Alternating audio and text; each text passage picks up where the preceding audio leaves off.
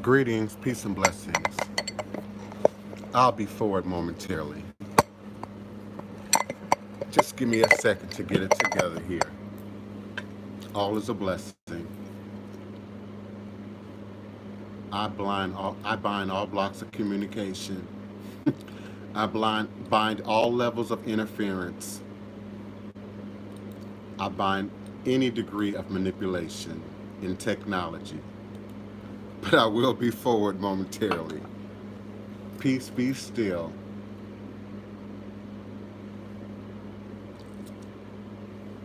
Peace be still. Peace be still. If you're on Blog Talk Radio phone line, then you know that there's music playing. Or at least there should be. Give me a moment to see what's going on with my...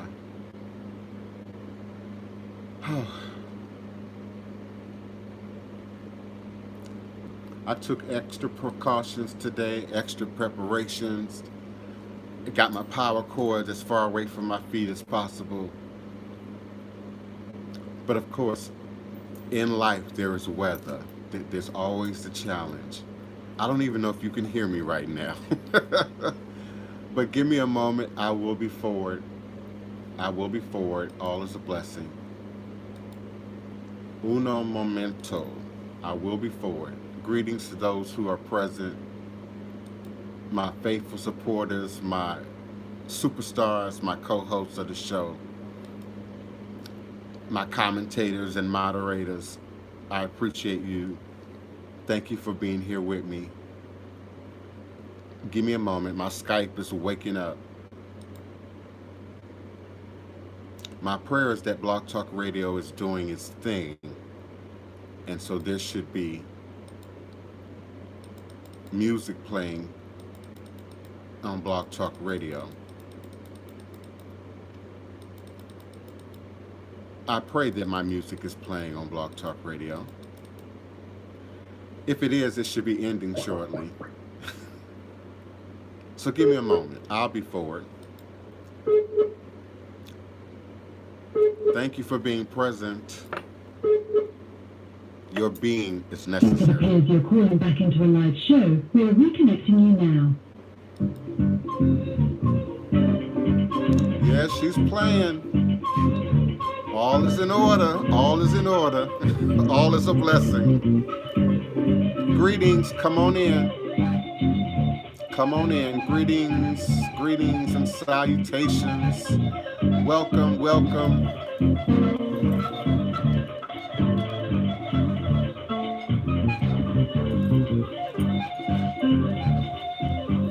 Greetings, greetings. Hello.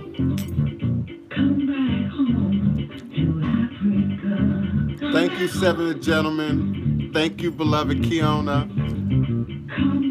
Thank you, Keisha Smith.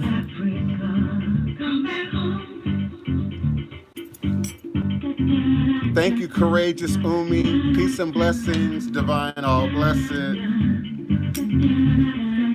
I'll be forward momentarily.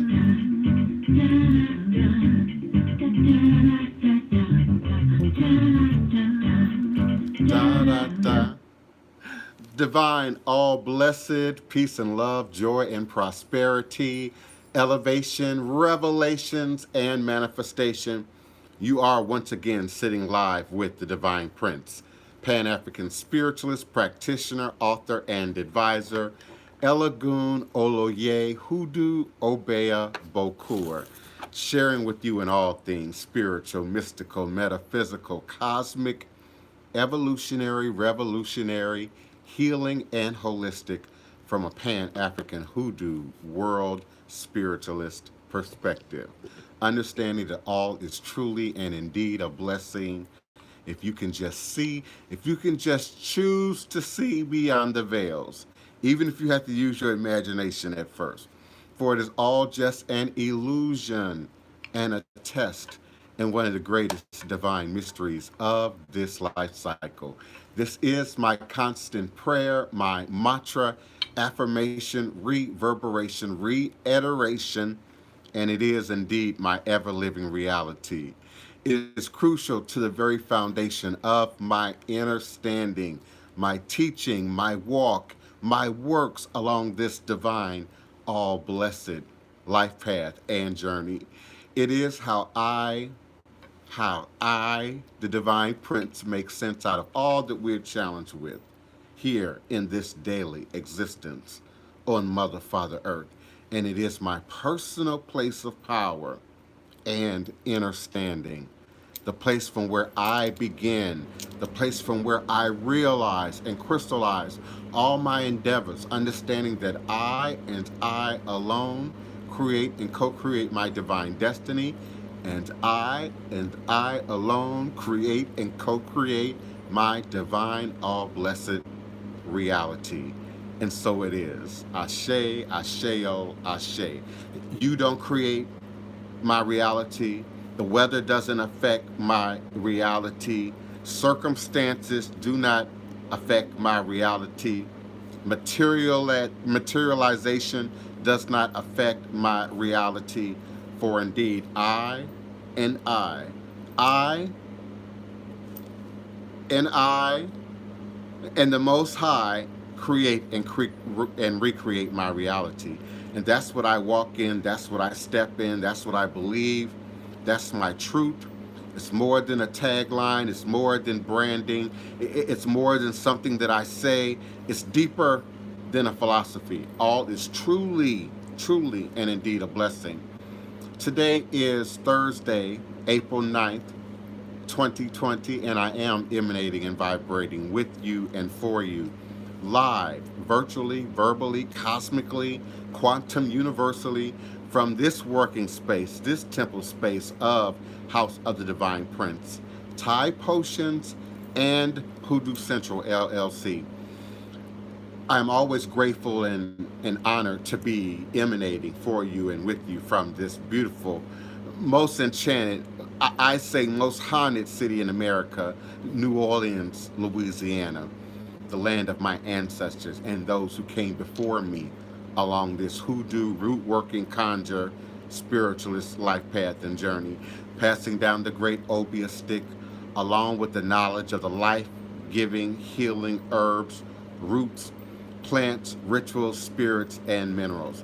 I invite you to come on in, to visit my house, to be a part of my space each and every day, each and every working weekday at high noon U.S. Central Standard Time on two platforms, Blog Talk Radio, BLOG, if you don't know what blog is in 2020, Blog Talk Radio, you write that as one word, .com / the hyphen is that little dash that we insert in between words, the hyphen divine hyphen prince.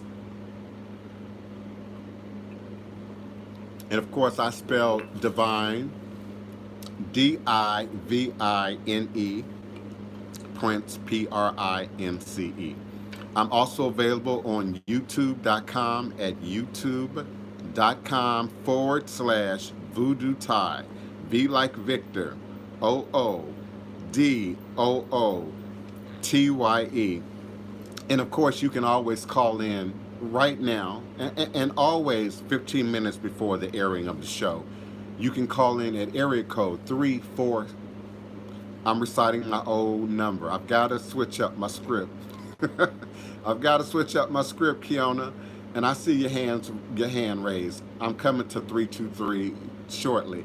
Area code 845-277-9143. Area code 845-277-9143. That is your microphone. That is your soapbox. That is your opportunity to call me now with your questions, comments, requests, criticisms, whatever that might be, at area code 845-277-9143. When you are ready with your question, comment, or request, please do press the number 1 on your telephone keypad. I will very happily open your mic and bring you into the conversation. I don't block anybody here. I don't mute anybody here, unless it's foolishness. And this is a sacred space. The creation of sacred space is crucial. It's critical to any spiritual, religious, conscious, mindful work. The creation of sacred space. We do so first in here. First, we create sacred space in our body, in our minds, in our thoughts, in our energy emissions, in our own projections, in our own thoughts, feelings, moods, and modes of the moment. We purify our sacred space. And then we purify and create sacred space outside ourselves. It might be your temple room, it might be your spiritual closet, it might be your shrine, it might be your altar, it might be your sacred temple, your sacred house of worship. But we create sacred space. And in this form, we create virtual sacred space at high noon or whatever time it is where you are, 10 a.m., 11 a.m., 1 p.m., 2 p.m., wherever you might be. I appreciate my global listenership. I appreciate the support that I get from countries I've never been to: Australia, London, Paris, of course, the many nations in Africa. I appreciate you who participate, who listen, who call in into the show. I greet everyone who's active right now in the chat. If you're not active, I can't really see you, but I can see Arisha, Eva Arisha. I can see Keisha Smith. Greetings, beloved. April Anthony, Neophyte Bokur Tourist, Davina, Badri. Greetings, beloved. Thank you, Kiona D. Carter. Please show respect. Do respect to Kiona Carter, our faithful moderator and spiritualist in her own nature, in her own power, in her own energy. And so we appreciate what the goddess brings to the table. We appreciate always Iyami. Courageous Umi, we appreciate you and are grateful for your divine goddess presence. Seven, the gentleman, thank you, God. Thank you for hearing me. Thank you for bringing wholeness. I appreciate you. Thank you for being family. And of course, Julia Rose, thank you for clocking in with us, checking in with us, bringing your love, your energy, your questions, your activity here in this sacred space. I'm always humbled by any opportunity to acknowledge the ancestors, to acknowledge those who came before, to acknowledge the mighty powers, the mighty experience, the mighty history, the mighty energy upon which we now stand and have our being. Right now, I burn oil lamps to those who perished in the yellow fever. I burn candles to those who perished in the Black Plague of New Orleans more than 100 or so years ago. For indeed, those spirits that perished, but as well as those spirits that survived, feed us now, fuel us now, are sending up helpful energy to us now, that we too might be a generation that survives this, might be the generation that lives to speak of this, might birth the children and grandchildren of this moment in time space that speaks to what we do right now, to how we act right now. So in all things, we acknowledge the ancestors, but particularly today, we acknowledge the Egungun, those elevated ancestors, those deified ancestors that absolutely push through the spirit realm to move us forward right now. And though it might be a relative you don't know, you never knew, generations removed from you, though it might be someone who's not direct blood lineage to you, but stands up as a great moral figure, a great integritous figure, a great spiritual leader, a great grassroots leader that you might feel connected to. Invoke them today as we acknowledge Egungun. In all things, but particularly today, we humble ourselves to Iyami and the power of the blood, the power of Ero's son, the power of our great mothers and great mammies and great grandmothers to stand up in the world, wherever women have had to stand up in the world, in the conditions that they have had to stand up, and that magic pushes through, that mother wit pushes through, that healing power pushes through, that wisdom That street knowledge pushes through and fuels us today. We acknowledge Omolu in all of Omolu's facets and all of Omolu's manifestations. For we dare not speak the righteousness and the purity and the power of his sacred name in this particular season, in this moment in time space. And so we say Babalu Oye, or so we say Omolu. And so we acknowledge that power today. We put down corn, we put down popcorn, we put down coffee, we offer up clean, pure water for the powers that hold the antidote. The antidote, whatever the antidote might be, because we might not see clearly right now. Science might not see clearly right now. Medicine might not see clearly right now.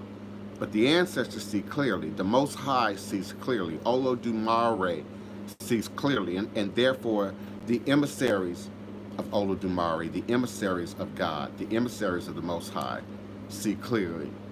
And so Obatala, the governor of the white cloth, who reminds us about purity, who reminds us about cleanliness, who reminds us about sanitation, not just literal, but figurative sanitation, who reminds us of the light from which we came and the light from which we return.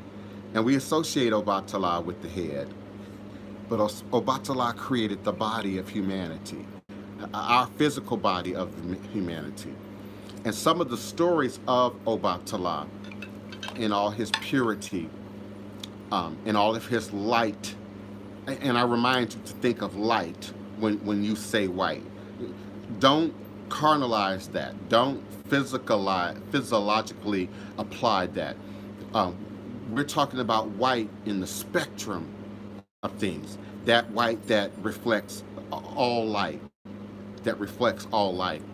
And so today we acknowledge, particularly today in the ritual calendar of things, the governor of the head, the governor of the white cloth, and the reminder to be pure, but also to be born and reborn in our actions and our activities. It is said in some of the stories that Obatala also created infirmities, deformities in the physical body, child defects, childbirth, those things again that traveled ancestrally, generationally, that are standing up right now to be a challenge, to be problematic.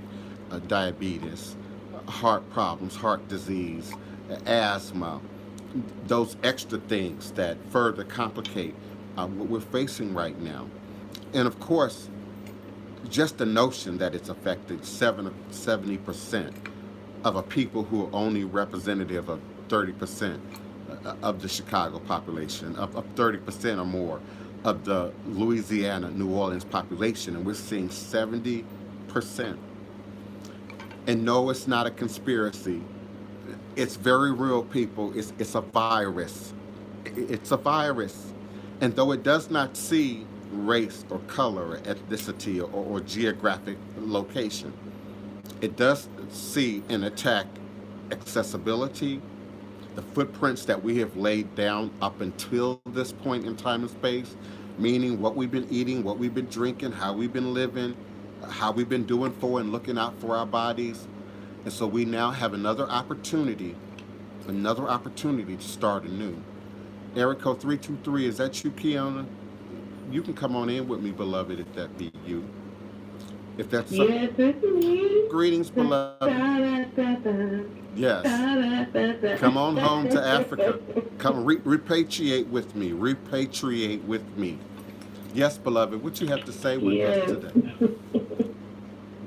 I am in such a good mood. Thank you so much for your service and taking the time out to give so freely of yourself and just be so loving and open. And I received every inch, every ounce, every inch of it. Thank you so much. Alafia, Asante Sana, Shalom, Hotep Wu, which means peace to you. Yes, I think, all of that. Yes. Greetings, Genevieve Reed. Go ahead, beloved. I'm just grateful for everything that's going to Blessings. transpire. And I was just thinking how we think that we make what we think is bad choices, and what we think is rerouting Mm-hmm. is actually what we need to groom us to be who we were created to be, or who we agreed to be when we came here to serve humanity. You know. That's right. And sometimes, beloved, Um. that's seen as an outside force. That's seen as an outside challenge. God is testing me. People are testing me. Life is testing me. And we forget that we are co-creators in this process. That when you say God, Yes. you're saying your own head. You're calling on your own Yes. head. That's why when Moses asked, "Who art thou?" the great power said, "I am. I am that I am." And then the Christ, who is said to be his living image, too said that you too are me. And if you think I'm God in the flesh, Yes. then you too are God in the flesh and will do greater than I have done.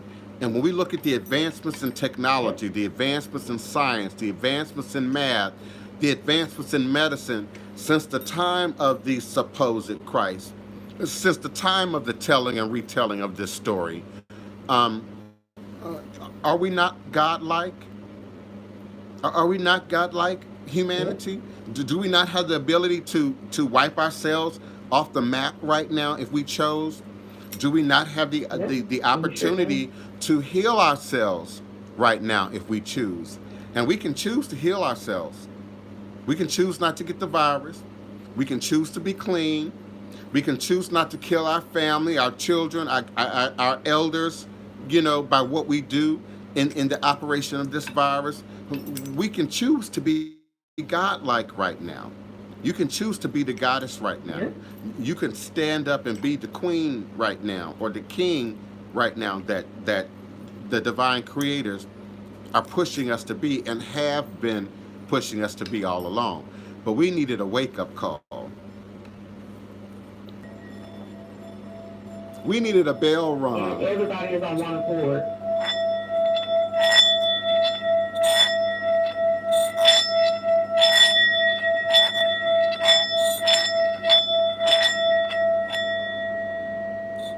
I'm noticing a little bit of everybody doing this right now. On the pop shows, on the daytime shows. But we needed somebody to ring a bell. Some of you need somebody to bop you on the head, and that's your ancestors. Your ancestors bop you on the head. Often we immediately, as I suggested, look for a key on that thing that's outside of us. That's the problem. But we don't look just beneath the surface. Is it me? Is it my ancestors? Is it the goddess? Is it destiny? Is it God that's knocking on my door, that's trying to get me my attention? And so we're on a universal timeout. We're on a global timeout right now in order to allow people to think, to be creative. I watch a lot of pop TV. I don't always bring it into the show, you know, but I watch Wendy Williams and The View and almost every news outlet. I watch a lot of that stuff. I'm a 24-hour a day news and media junkie. So I pay attention, and I see that people, as I predicted, have now gotten bored, have now gotten creative, have now had to find new things to do, new ways of occupying their time, occupying their children's time.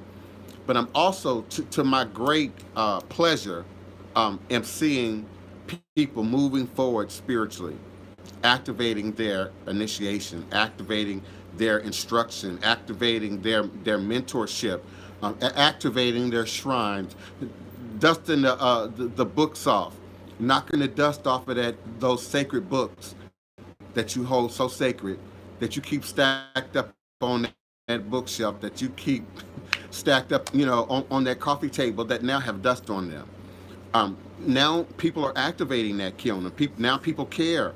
Now people have time to care, and it also reinforces something that I've been saying for years, that in the Western society, in this industrial capitalistic culture, everybody's punching the clock, or everybody's at work, or everybody's trying to pay their bills and have gotten locked into a routine. Even religion has become routine. You know, every Saturday, every Friday, you make Juma. Every Sunday, you know, you at the church. You know, it's routine. It's routine, and the spirit part, the imagination part, the creativity part, the actualizing the reality of being in the moment part has decayed over the years. And so now people are feeling. Now people are in their feelings, in their emotions, in their body, in their environment in a way that they have not had the opportunity to do. People are rearranging their living rooms, I heard. I heard living rooms is a big deal right now. So anything having to do with living rooms, products having to do with living rooms, carpets, sofas, you know, coffee tables, um, makeshift fireplace setups, video games, television, anything you can imagine, board games. Just imagine living rooms and all the way we envision that space that we are living in right now. And your living room might not be the front room, you know, as we might say in the South. It might be that not. It might not be that set aside space where you got a coffee table and a sofa and a love seat, etc. But it might be where you live. It might be where you spend the bulk of your time. It might be where you do the bulk of your work. And for me, that's my indigenous room. I spend the bulk of my time in my indigenous room. I craft in this space. I sequence in this space. I bead in this space. I draw in this space. I write in this space. Many of you might not know when I'm doing my virtual readings, I'm doing it often from this space. Uh, from this space. So I'm surrounded by crystals and stones. I'm surrounded to. So give me a moment to get you back online. That's why all in you in its fluidity from Blog Talk Radio. And that way you don't get missing parts, you don't get missing pieces, you don't get breakup in the audio and in the sound and in the conversation. There's not that breakup in the stream of thought. Uh, because Kiana and those who've been on the phone lines will tell you when you two buffers, I tend to keep talking. My goal is to keep talking and maintain the flow of what's being said. So I implore you, I invite you, I beg of you to call in. Even if you don't want to talk, you can listen and hear the show in its fluidity at 845-277-9143. When you want to talk, unmute yourself. Press the number 1 so that I know that your hand is raised, and I will bring you into the conversation. So my apologies for the buffering. You all know I can't. My regular listeners know I can't always control what's happening in the buffering. I do realize some of you are on your mobile device, so you can't call and view at the same time. So please, as Genevieve, please forgive me, Guinevere, please forgive me for mispronouncing your name. As Guinevere Reed has done, type your questions, comments, or requests that you wish me to respond to in all capital letters. That way I can visually see them. Kiona can help me to see and identify them, and I will respond to you. Yes, Keisha Smith, thank you also for bringing me back on point. We need the wake-up call. We needed a global wake-up call. Listen, it's beyond religion. Religion wasn't working. Religion has created conflict for many of you, for many of us, globally. Religion has been problematic. Politics have been problematic. Philosophy has been problematic. I'm going to figure it out on my own. That has been problematic. And so, yes, it has taken a universal response from nature, from Mother Nature, from the goddess itself, from the God itself, to get us to think in a different way, to get us to re-examine how we're doing things. But more importantly, how we're doing things outside. See, the first response shows up on the inside. How do I live? Do I have enough resources? Do I have what I need? Am I Am I able to access, what me and my family, those who are hunkered down with me, what we need? But then you have to start looking outside. At some point, how do I access my food? How do I access my medication? How do I communicate with grandma and granddad? How do I maintain my employment? At some point, you have to then begin to think outwardly. Another point, Spirit is pushing me to say, this ain't this. Another reason this is not about you. This is not about you. For those of you who still think you're safe, you're okay, you're young, you have immunity. No one has immunity. There's no scientific proof of any kind of immunity. Even if you've already had this, even if you are walking around asymptomatic, you could be passing this to other people. You could be killing your children, your babies, your infants, your elders, your friends, your neighbors, if you're not adhering to these protocols. And I know some of you still live in regions where the protocols aren't clear. I live in a hot spot. I live in a hot spot. So trust the experience that I'm sharing with you as it's happening right here on the ground in New Orleans. I'm also paying attention to New York. I'm also paying attention to Chicago. My family is in Chicago. My brothers and sisters are in Chicago. My cousins and first cousins and nieces and nephews are in Chicago. I'm paying attention. But I'm also paying attention to Paris and London, and other countries that I may not always spit out readily. Sao Paulo, Brazil, Panama, Jamaica. I'm paying attention to Jamaica, So this is real. This is not an illusion. Now, could it be a conspiracy? Perhaps. And there's all kind of ways at looking at conspiracies, where it came from, how it's generated, who produced it. I don't want to be the voice of conspiracies. I don't want to be the voice of propaganda. I don't want to be the voice of misinformation. But there's some airborne theory to this. And I don't mean it's floating around in the air per se, but science is backing up the idea that people can spit it out in the air in a normal conversation. They don't have to be sick. They can be a asymptomatic carrier, and so they have no idea that the virus is even present with them, and it can linger in enclosed spaces. It can linger in enclosed spaces. We now know it can linger on surfaces.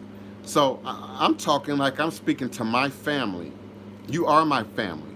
I know my mama listened to the show. I know my sisters and brothers and cousins and friends and childhood associates listen to this show.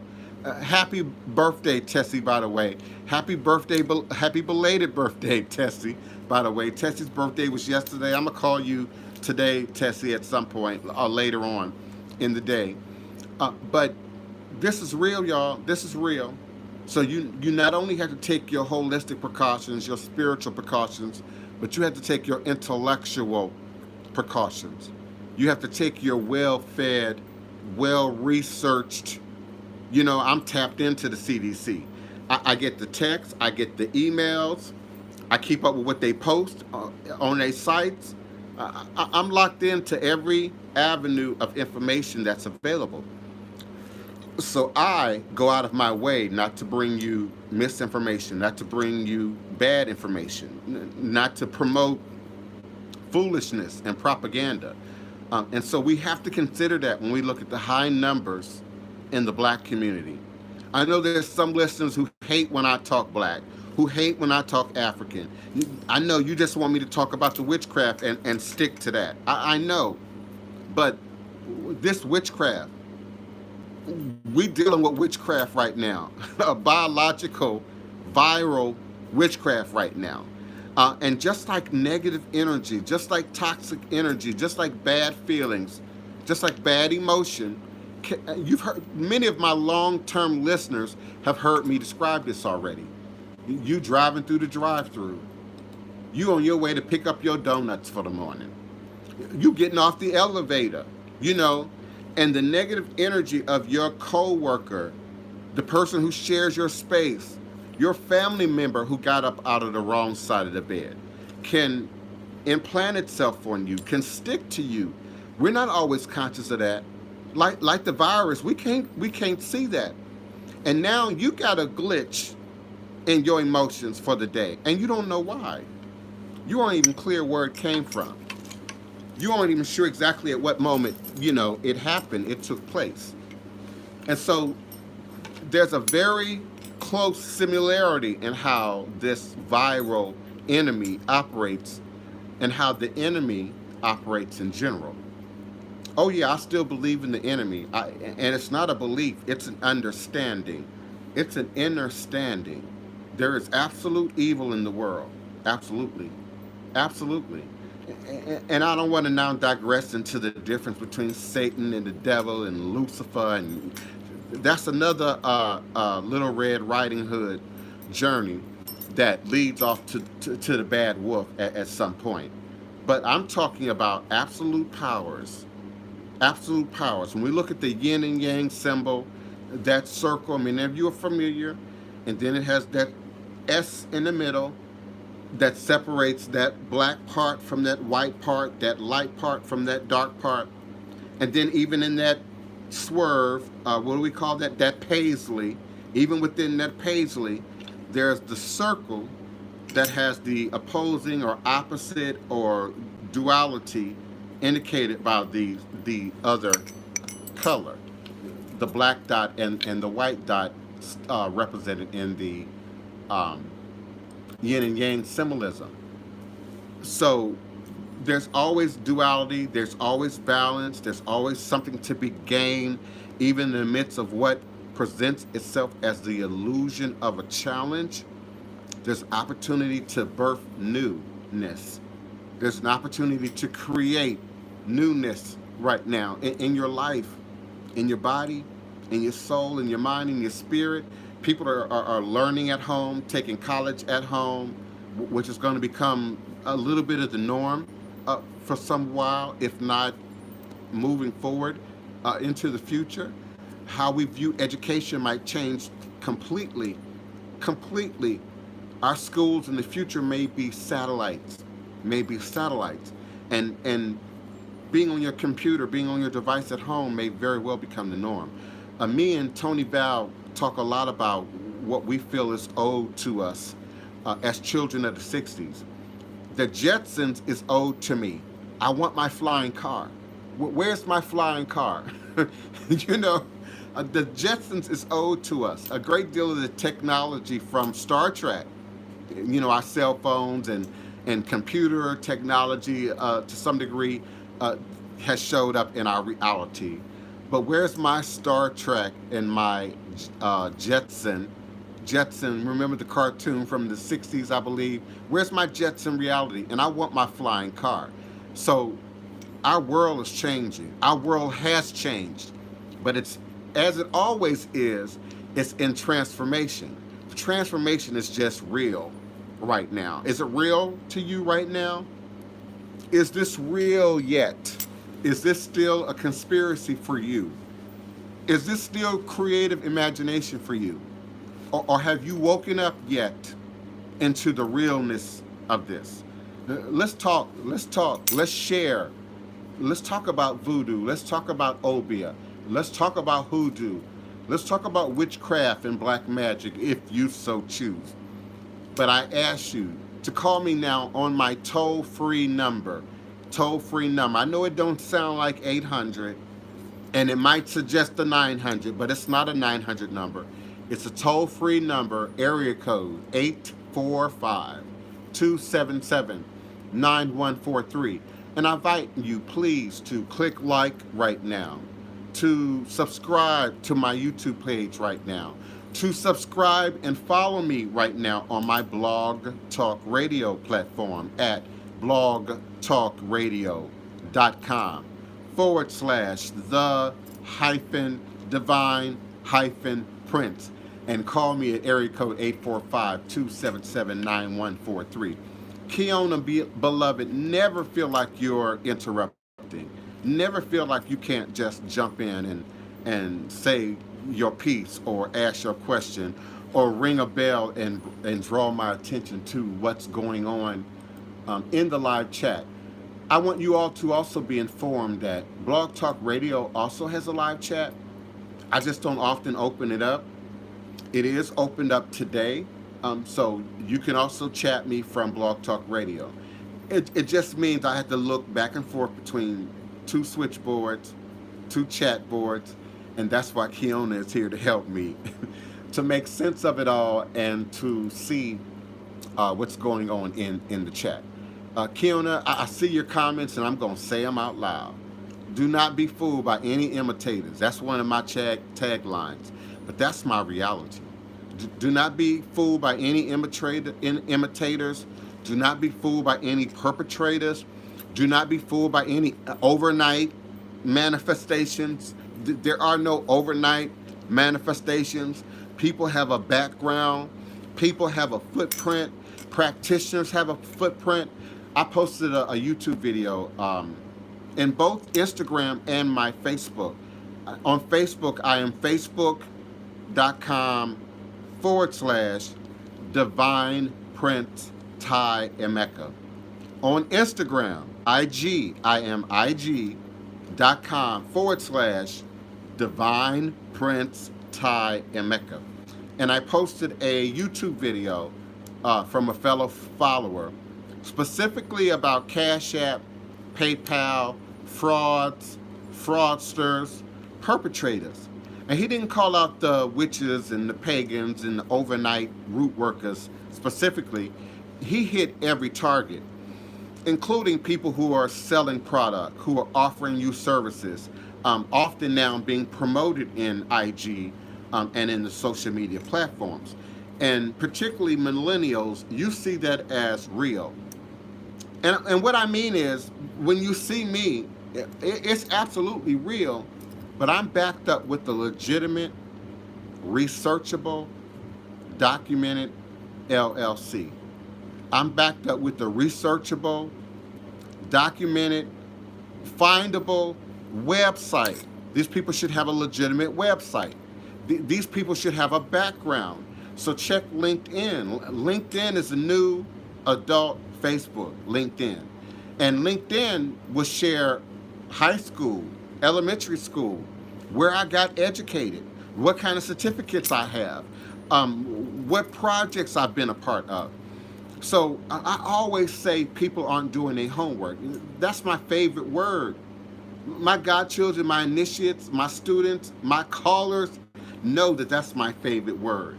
The wands, the rods, that's my favorite suit, because that's where the homework is. That's where the action is. That's where the ego, self-esteem, your sense of value in the question, in the request, in the topic, in the subject matter, that's where it stands up. That's where the rubber meets the road, is at the homework. So we allow ourselves to be tricked. We allow ourselves to be beguiled by our politicians. We allow ourselves to allow them to speak one thing and do something else. Because at some point, you either give up on paying attention, close out on the paying attention. Those of you who say you don't listen to the news, you don't watch the news, you don't read the newspaper, you don't visit news sites, come on now. I know it's frustrating. I know it's irritating. Some of you get in your feelings, especially the empaths who are listening to me. You get in your feelings, you get in your emotions. You got to respond, you got to react. That's a divine nature, to respond, to react. A God responds. A God reacts. But a God or a goddess responds or reacts from a God-like position. You think about it. You process it. You research it. You gather your words. You get your thoughts together. We're not playing the dozens. We're not playing the dozens. See, the goal of playing the dozens is to think quick, on your feet, and have some snappiness and some rhythm to it. And it's got to be just common knowledge. Don't necessarily have to be true in the dozens. It just has to be common knowledge. We're talking about reality here, my people. Reality. And so COVID is an opportunity for us to clarify reality. And I like to use quartz crystal when I'm clarifying reality. I also like to use optical calcite when I'm clarifying reality. Sometimes when people don't get it, when people don't understand, when life is saying one thing, the divination is saying one thing clearly, and people don't get it, I flip my optical calcite. Now, some of you all are familiar with optical calcite. If I put this, up against a piece of paper directly over words, it will break it up, refract it. And so, optical calcite is a doorway into inter, INTER, and intra, INTRA, dimensional time space, for which we as humans, we as divinity in clay, have access to inter and interdimensional time space. If it's easier for you to understand, every time you go into the past, think about the past. Remember your wedding. Remember your honeymoon. Remember your abuse. Remember when you were attacked. You're traveling into the past. Not physically, and to some degree, not literally, but according to the math, according to Einstein, I know sometimes I get my Einsteins and my Freuds and mixed up, but Einstein established the intradimensional time space theory when he created the theory of relativity. And so we exist right now, all of us right now, in at least 11 dimensional time spaces. And we interact with them, but we also interact with them. That's going within and deeper within and to the levels that exist within. I like playing around with math. I like playing around with quantum metaphysics. I like looking at spirituality and religion from the perspective of universal math, universal science. If it's true, then truth transcends your religion. Truth transcends your book, your great magical book. Truth transcends your cultural understanding or interpretation of what truth is. And so that's universal. That's universal. That requires us, use your imagination right now if you have to, that requires us expanding beyond Earth, beyond our atmosphere, into a more cosmic consciousness, looking at things from the perspective of, if I were third person, the alien, for example, coming in from another world, why would I? How would I? What would be my purpose for being? And there births the idea of alien intervention in humanity and in our consciousness. That great leap from animal nature, that great leap from apes. I'm almost uncomfortable saying that humans evolved from apes, but we also evolved from lemurs and many other animals in creation. And you've heard me say before that we can invoke our animal nature, our insect nature, and we do so on every occasion. It's only when we slow down in meditation and think that we can think about and focus on specific details of our animal nature and then heighten that to our ability, to our best ability. I have heightened hearing. I've had my hearing tested in a lab, in scientific research. I like to do scientific research projects that do not involve the ingestion of medications. So I've had my hearing tested. I have great hearing. Great hearing. I can hear the cats under the house. I can hear the opossum when they run through the yard. I can hear people walking by. You can hear my computer. You can hear my Skype ringing. For my YouTube listeners, It's just an interruption, and if you're not on the phone line, you don't know why that buffering may happen. But I believe I was saying we have the ability to access our animal nature at any given point in our lives, and we often do without thinking about it. So I have great hearing, great hearing. When the walking is not normal, my hearing amplifies. When the sound is not normal or out of the ordinary, it amplifies.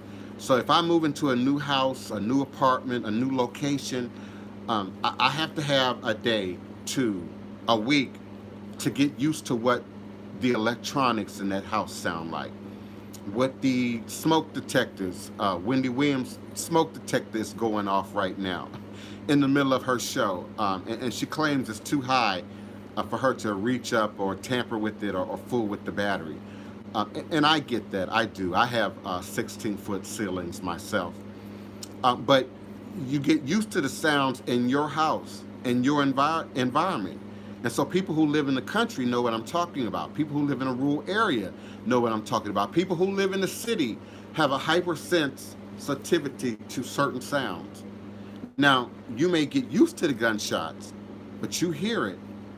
You know, you can identify the gunshot and separate it from the backfiring of the car.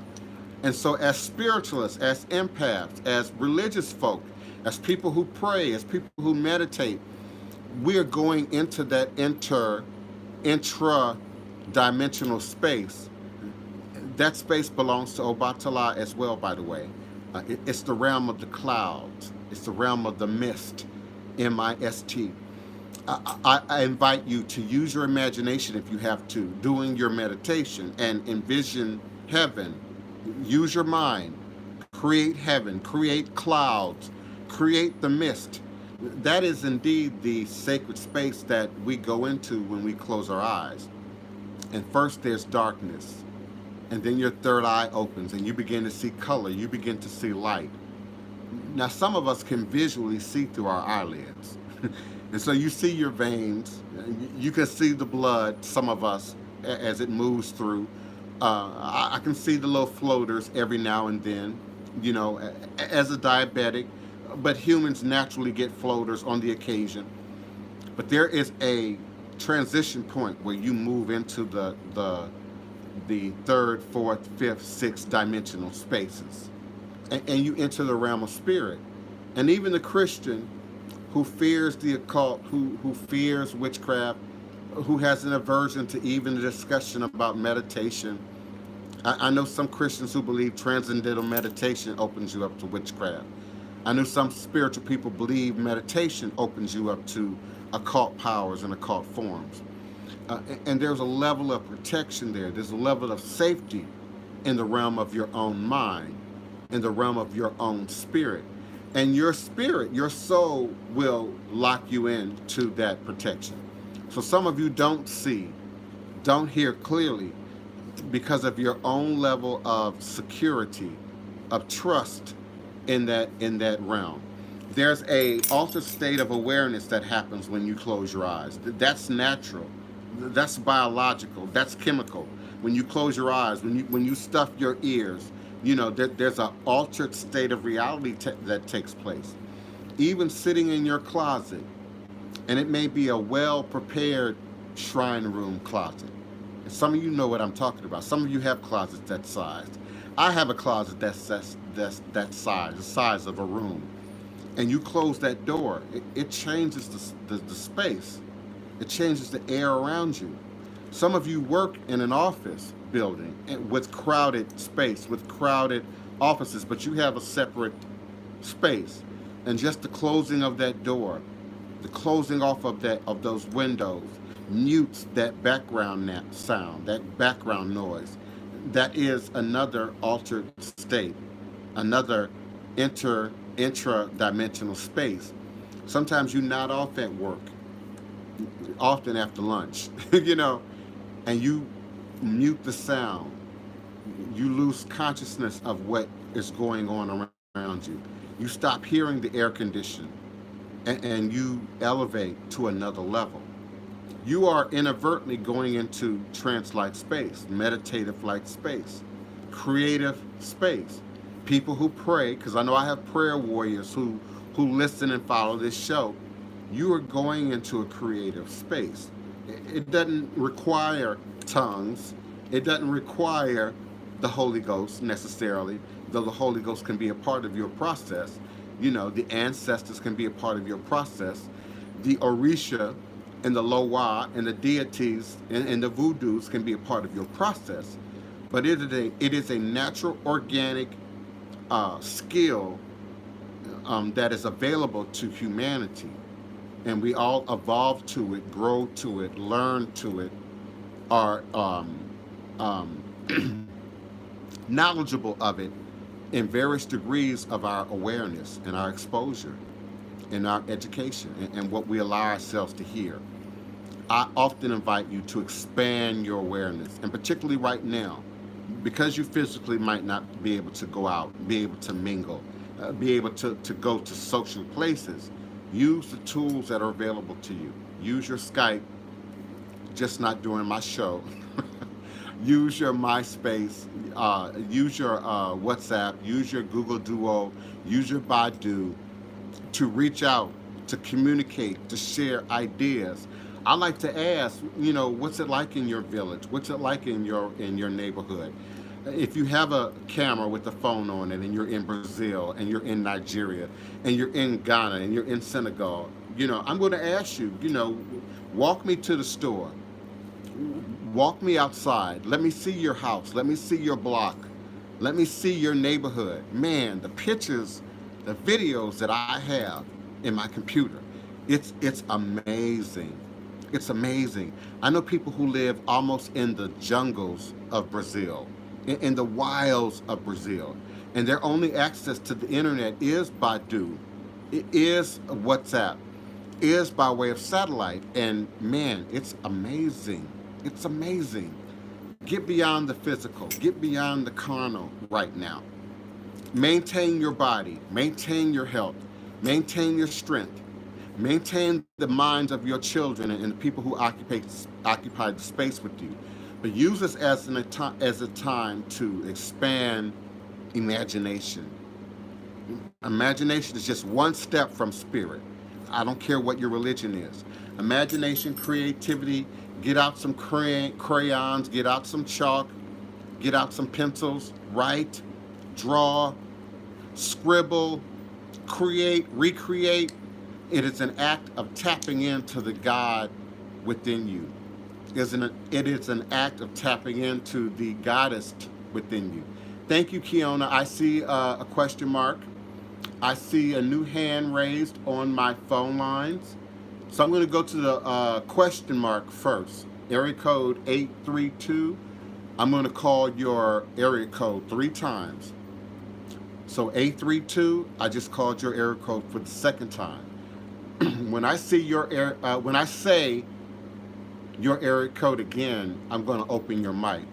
But before I do so, I want to look at my question in the chat room first, because that could be you. I'm looking at Anna Alchemy. Thank you so kindly. She's asking, am I also clairaudient due to this heightened sense? Absolutely. And in all humor, I am all the clairs. Okay. I am all the clairs. I'm all the, how would we word that for those of you who would want to do a Google search on it, who would want to do a Bing on it?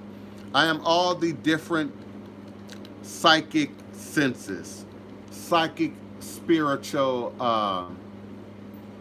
sensibilities that are often common, because we commonly hear we commonly hear I am a psychic. We hear now generically, you know, I talk to dead people, but we don't hear people use researchable words, scientific words, appropriate words, like clairaudient, for instance. And so, yes, I am absolutely clairaudient. I also, one of my first skills was automated writing. I'm a telepath. I'm a remote viewer. Um, I'm many of those things, not just because I say so, not just because I'm aware of the words and I'm attracted to them, but because I've done the research, because I've journaled most of my life. My mother's a retired teacher, as many of you know. So writing and studying and accessing encyclopedias and thesauruses and dictionaries and museums was commonplace for me in elementary school. I physically went to the same school that my mother taught at. Kindergarten, I got expelled from kindergarten in Prince George's County. I then got it accepted into Anne Arundel County in the school where my mother was teaching for the first, second, and third grade. It was in the third grade they set up a rule that um, you could no longer attend a school that is not in your uh, county, that's not in your district. You have to attend the school within your political arena, and that's why you all have to participate in the census. So, because the census helps determine that. So, I can no longer go to the same school and have sort of the protection and guardianship of my mother being in the same vicinity. So it was then that I had to go to school in PG County, in Coral Hills, Capitol Heights, Maryland. Some of you are familiar with that area. Suitland High School, Prince Francis Scott Key Junior High, which is now a middle school. It might be a tech school. Bradbury Heights Elementary School. And so that's where I first, me and Wapani both started um, looking at, technically looking at clairaudient skills and the difference between being clairaudient and various other denominations of spiritual gift that I'm feverishly trying to find a list of right now, and I can't. So, Keon or somebody, if you can find that list for me right now, because I can't focus on several things at once and talk. Find that list for me that includes clairaudient so that I can introduce it to our listeners so they understand why I'm saying that there's a difference. Area code 832. Who's calling and where are you calling from? It's Tamara. Greetings, Tamara beloved. Gregg. Greetings, Prince. How are you? All is a blessing. All is a blessing. I get All is food. a blessing. I have Yes, drink. yes. I have libation. All is a blessing. Yes. I wanted to ask, because I know you do the ancestral readings, and guiding people on their path based on their ancestral, DNA. So you suggest getting their DNA done through 23andMe or AfricanAncestry.com or whatever.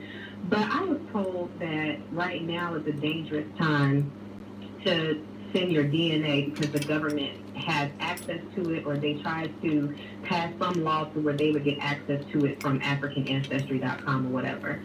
So, is there a way to do that type of reading without my ancestral history? Um, yes, and let me give a little context to my yes. That's the way we did it Mm-hmm. up until technology became available. Um, and black people, Mm-hmm. let's be clear. African Americans were introduced to Yoruba ancestral worship, Eguns, really like in the '60s. There was a limited number that were aware prior to that. It wasn't a pop cultural phenomenon. It wasn't something that we were Christian, we Mm-hmm. was church going.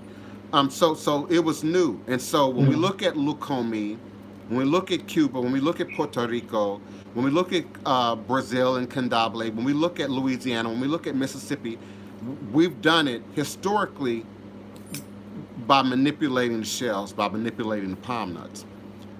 Now I use Mm-hmm. technology because it gives us a whole nother layer that was not available to us before. It gives us details that were not available to us before. I also feel like I must speak to the propaganda that you're referencing, and it is indeed propaganda. Mm-hmm. But give me a second here Okay. to breathe on my water before I speak the negative. And Okay. I have to say that out loud because my Blog Talk Radio listeners, when I stop talking, they don't know what's happening. But give me a second to drink some water. Give me Okay. give me a minute and 37 seconds, and then I'm going to go to my next caller, and then and respond to you, and then I'm going to come right back. Yes, sir. That's fine.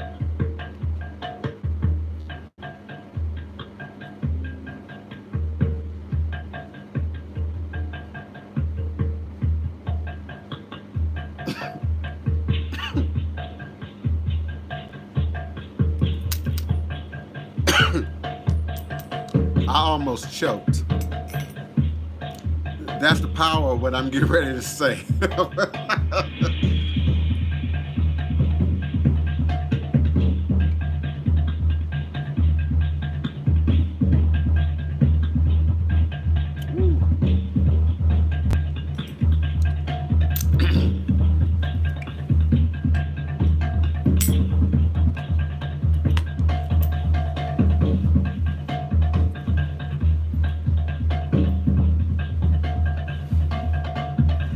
All is a blessing. All is a blessing.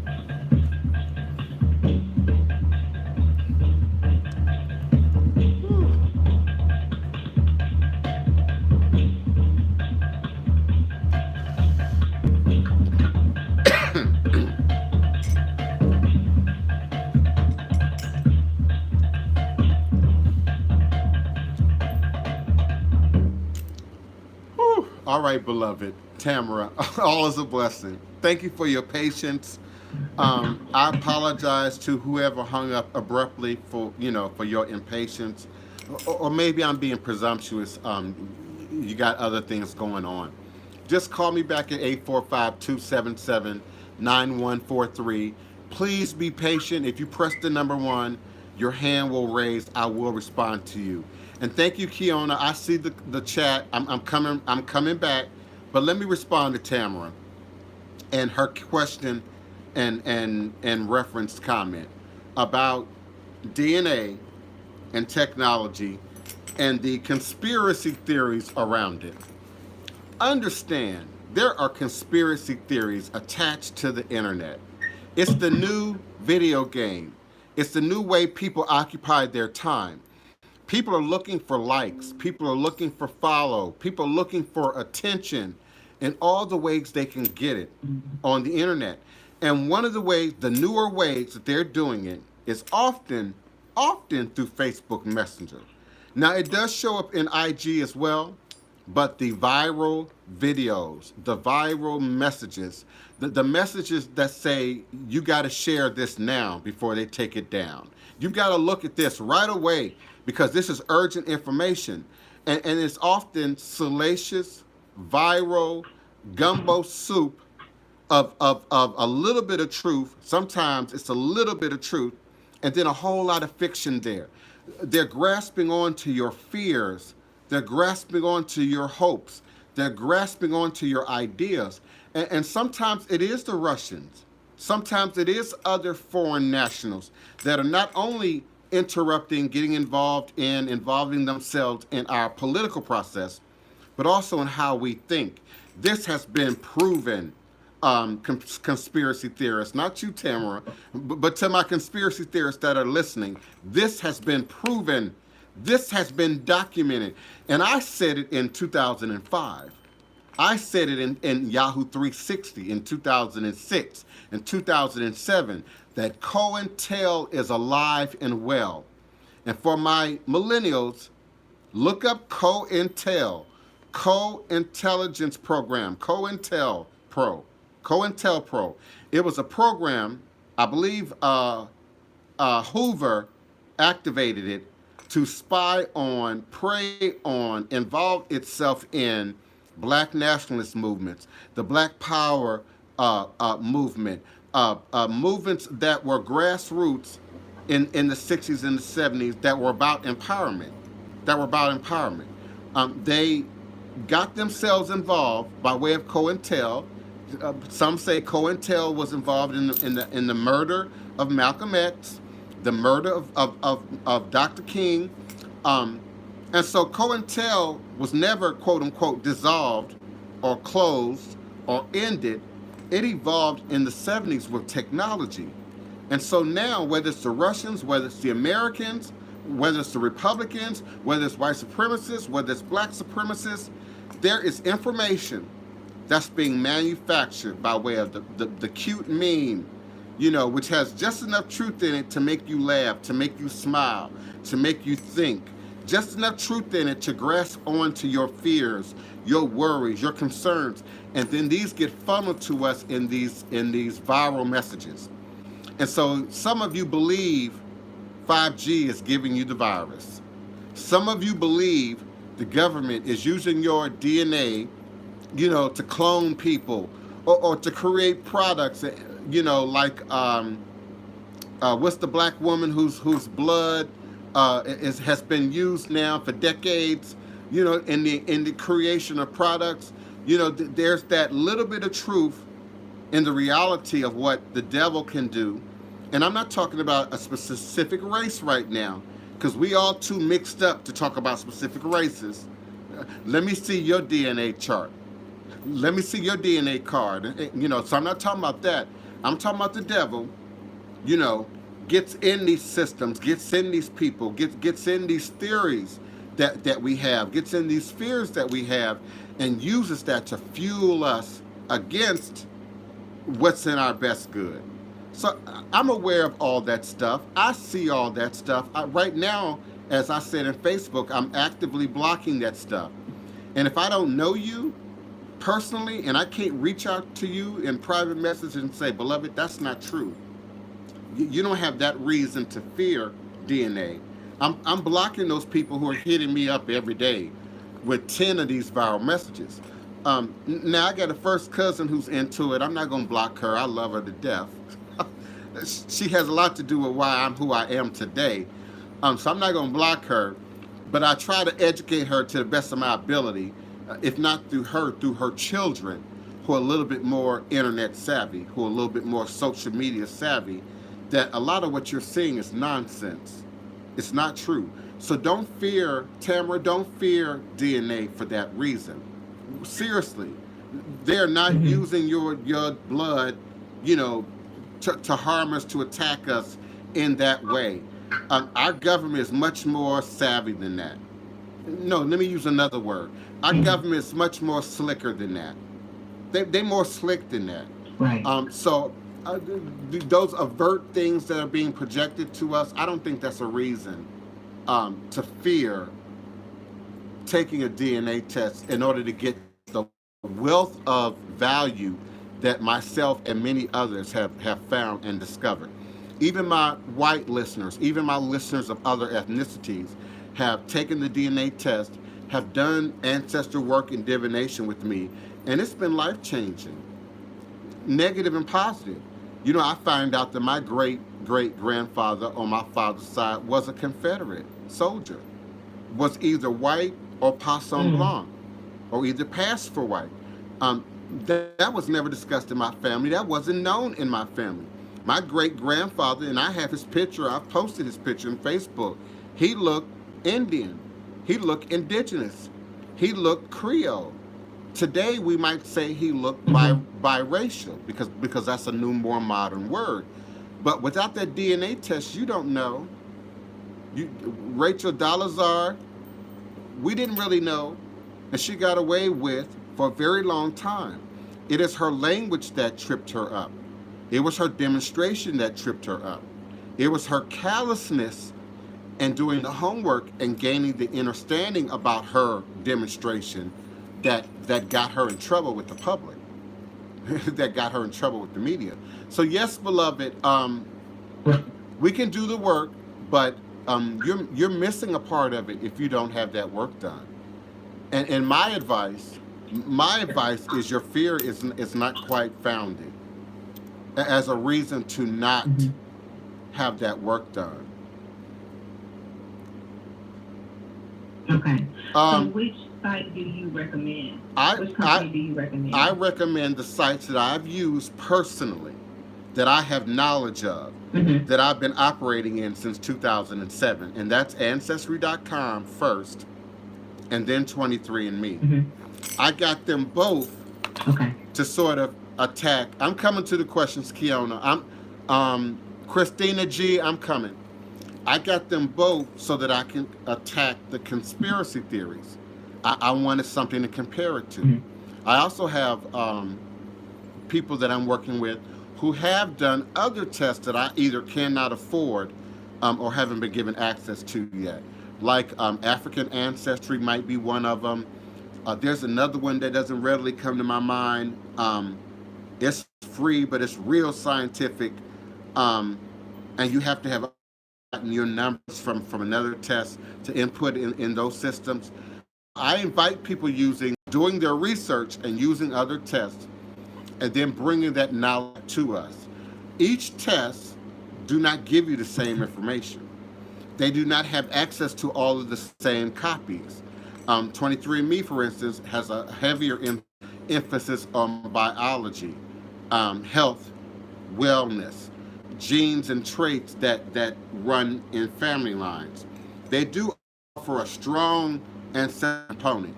That's where my Egyptian really stood up and started to speak, was through 23andMe.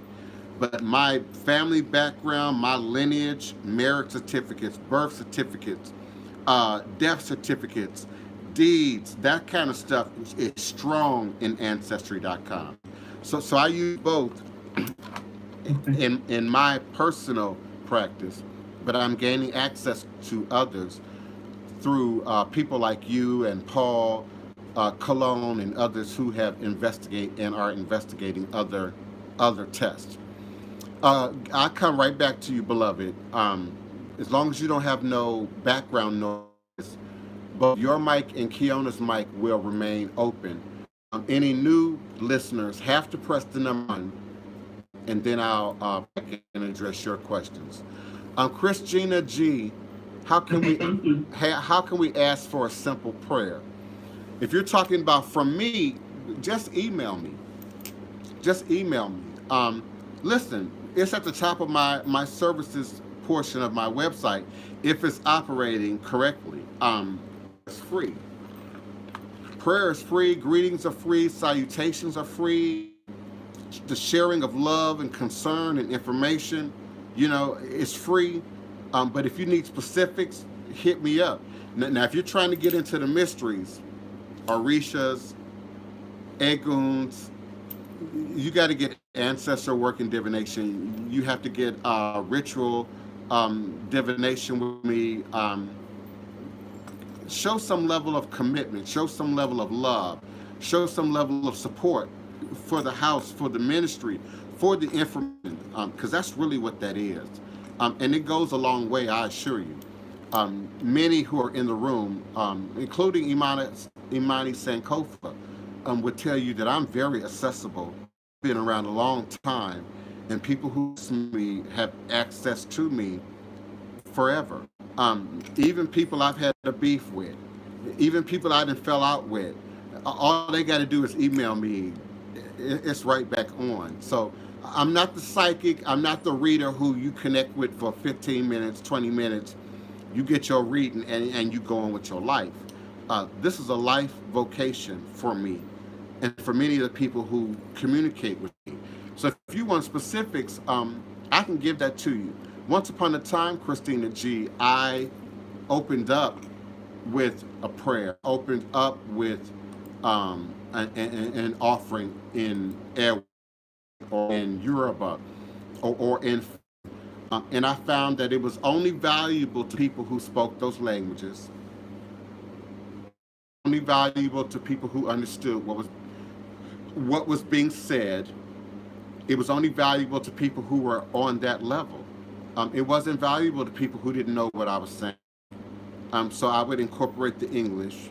And of course, that made it longer. So my introduction, my prayer, my meditation grew. And so if you go back in my archives, 5 years, 10, my opening was 30 minutes long, 45 minutes long, my affirmations. And some people started skipping that part of the show or would only come in midway to the show. And so I tried to gain some sense of order. There should always be ijuba, which in Yoruba means prayer, mantra, salutation. There should always be oriki. We open everything with the prayer. And so I do so even in this format. But I do what's appropriate to this format. So if what you're asking me is more specific work that you're doing, specific deities you want to acknowledge, specific things that you want to alert in the spirit realm, just email me, beloved, at DivinePrince, DivinePrince, at houseofthedivineprince.com, and I'll absolutely respond to you. I always respond. Unless there's a technical glitch, I never ignore an email. I never skip an email. Rob Stone, I never ignore you, because you're white or anything like that. If I don't see it, I just don't see it. I just ask, email me. And you can use social media, to say, hey, I sent you an email, maybe it got lost. I'll always respond. I'm with you, Christina G. I'm with you, beloved. Let's see, what's my next question, comment, or concern? Anna Alchemy asked, am I still, no, she asked, am I clairaudient? And I kind of spoke to that. I wanted to speak more to that once I found my information. I never like to speak on stuff without you being able to follow up on what I said, and I have it now. There are many levels of intuitive skill, intuitive power, and I'm speaking to everybody. I don't care what your religion, what your spiritual belief is or is not. Humans with a soul, humans with a spirit, have sensibilities that transcend your basic five senses. And they include clairvoyance, which is clear seeing, which is the ability for your third eye to be open and for you to see. Not physical things that show up. This activates the third eye. This activates the pineal gland. This provides a point of focus. This provides a point of meditation for the person whose clairvoyance is activated, whose third eye, that triangle that sits right here, is open. And so you see visions. The magical book says you dream dreams, young people would dream dreams, and old people would see visions. That is an act of clairvoyance. It's the most well-known, but it's also the least understood, the intuitive gift that provides the ability to see. Clairvoyance can be very subtle. For example, you may just see a color, a number, a symbol. You may not be seeing the movie. You might just be seeing symbolism that then has to be interpreted and understood. So you may or may not understand the symbolism in the moment. And that's why I strongly suggest people journal. You have the clairsentience,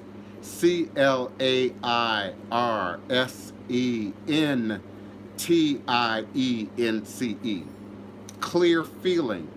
So we lump that into empathic ability. We say I'm an empath, the ability to feel clearly, to feel the emotions of others, to feel and interpret our own emotions properly at any given emotion, because sometimes our emotions show up as an illusion. Just for the sake of clarity, let me go back and spell clairvoyance. Clairvoyance.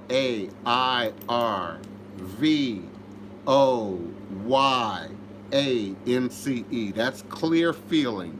I'm sorry, clear seeing, third eye seeing. Clair, clear sentence.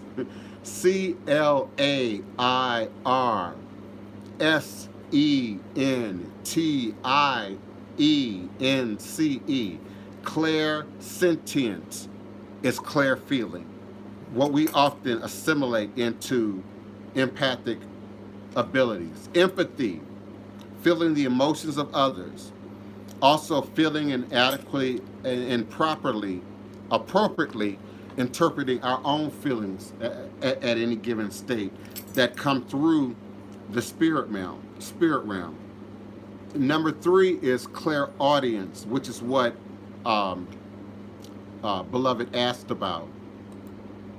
Clairaudience is what Anna Alchemy asked about.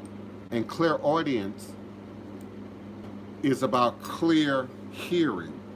Clear hearing. And so sometimes you see me out here, especially doing a reading. Even in a show, you see me looking off, and I'm hearing. I'm hearing the ancestors. I'm hearing the Egun. I'm hearing the Egungun. Sometimes I'm hearing your guide. Sometimes I'm hearing my own guides. Sometimes I'm hearing the ancestors.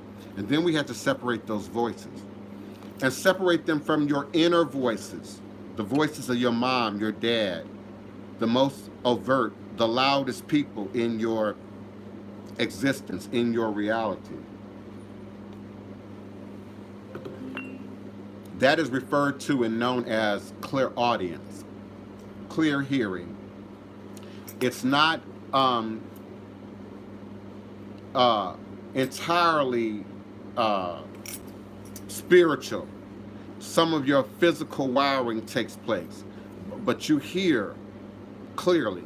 Sometimes people are talking and telling their story, and I hear the truth, or I hear the lie. Big Mama is good for that.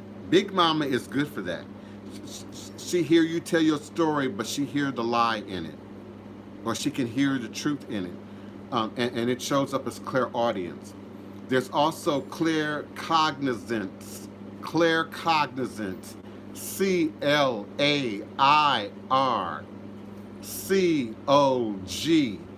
CLAIRCOGN like Nancy. IZANCE. Claircognizance, which is clear knowing. Now, clairaudience, you're speaking and I hear the truth. I hear what's really being said. Claircognizance is about a knowing. Big Mama don't have to hear your story. Big Mama can look at you. Big Mama can feel it on you. Big Mama can absorb it from you. Big Papa can just, the minute you come through the door, boy, where you been? That's not a question. That's an opportunity for you to tell the truth. Boy, where you been? Big Papa already know. I already know. And I catch people often in the middle of the reading, and I stop them. I say, wait a minute, that's too much detail. I didn't ask you for detail. I didn't ask you to tell me what's going on, because that clear cognizance, clear knowing, already kicks in. Also, when people attempt to read the magical book, attempt to read the Quran, attempt to read the Vedas, if you're not operating in spirit, if your third eye is not open, if you can't operate in clear cognizance, sometimes you can't understand what's being said, or the parables that are presenting only allow you to see the forest and not the trees. There's also what's called being of a reprobate mind.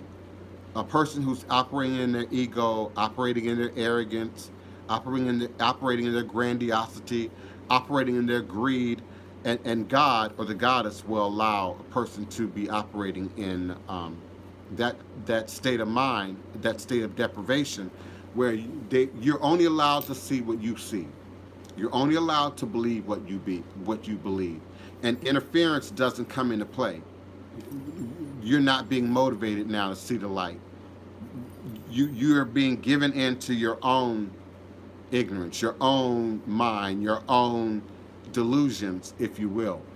So there's also what's called clairalience. Clairalience. Clairalience.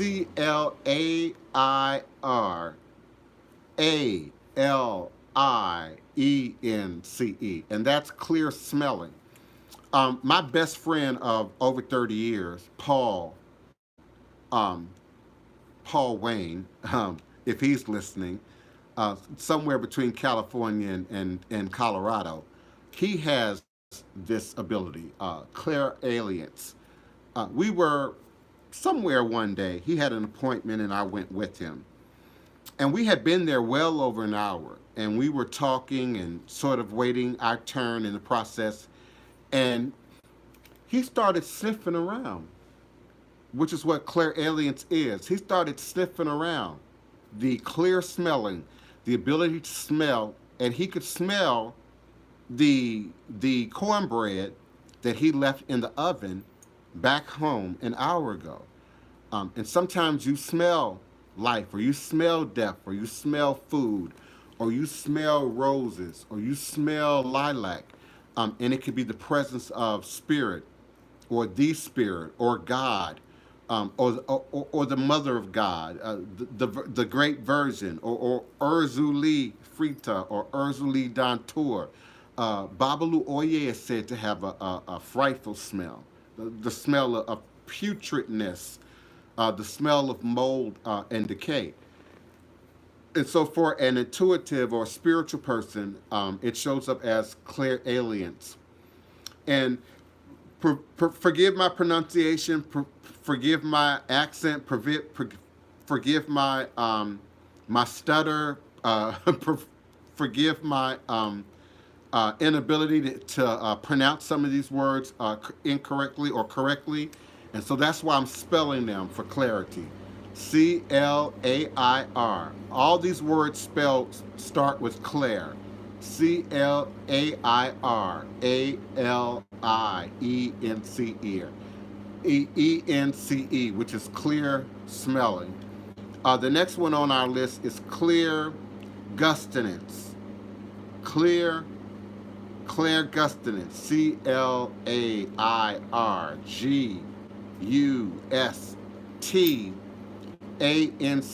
And that is clear tasting.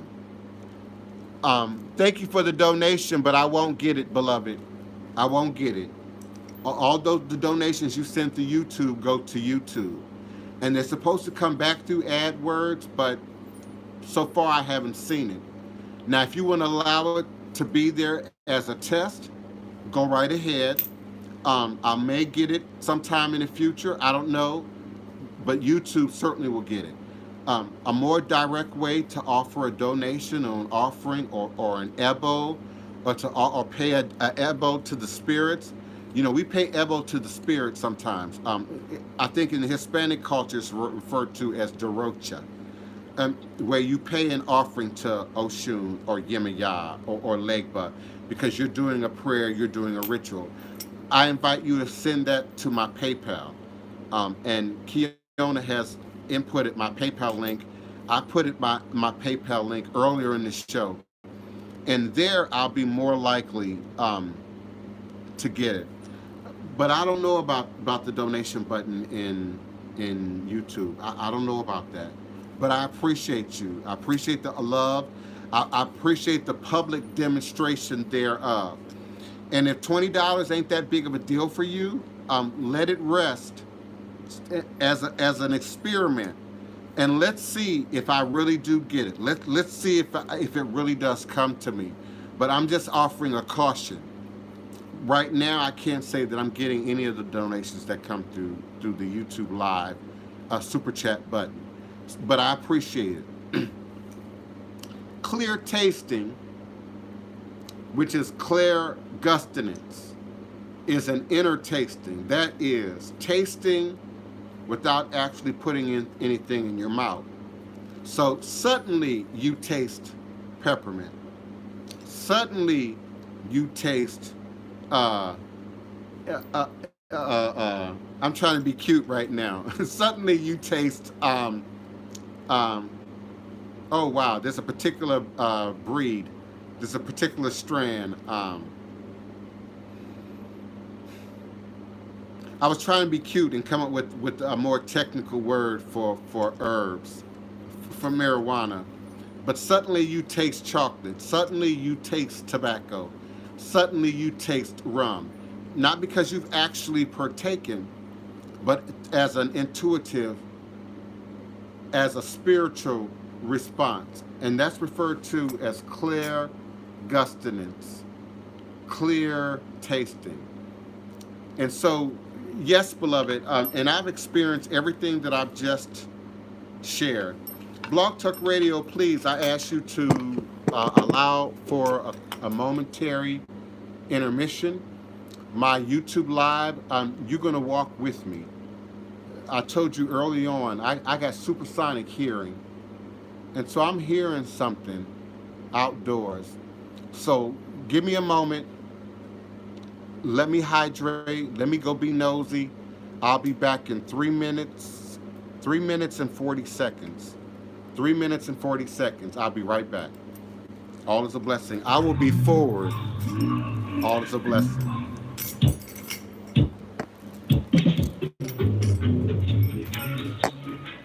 You know, I got supersonic hearing. I hear things in the yard. I got young people next door, and they tend to be busy, and sometimes I can hear in their house.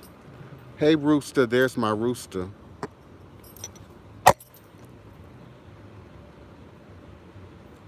I don't know if you can see it clearly. I'm not handling my phone right. It's hot, it's sunny, it's summertime here. Sometimes the mailman drops packages in my yard, and that creates sound. And I probably heard them next door. I probably heard movement in their house. But I always have to be sure.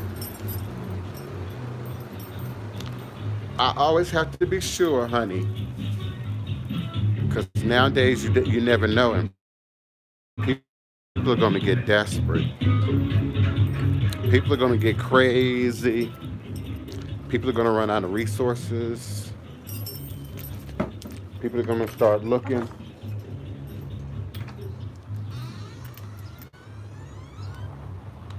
People are going to start exploring.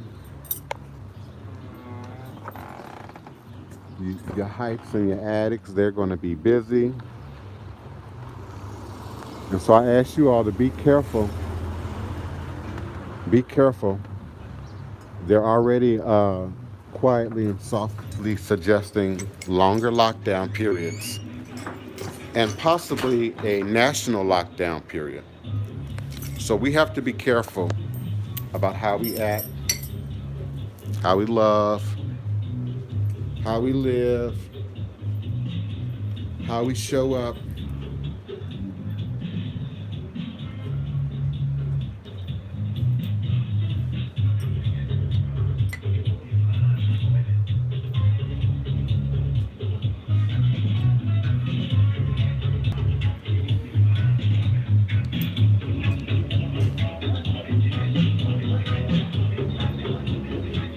Now, if y'all will, give me a moment till this song ends. I'ma grab me an orange. Y'all know I'm a diabetic, and I just can't eat when I wake up in the morning. Usually, I'm well into the day before I put nutrition in my body, and I know that goes against what I say, what I teach, what I demonstrate here every day. So I've got to do better when it comes to eating. I've got to do better when it comes to looking out for my physical vessel and not just my spiritual vessel. So give me a moment. We got about, I don't know, 20 seconds.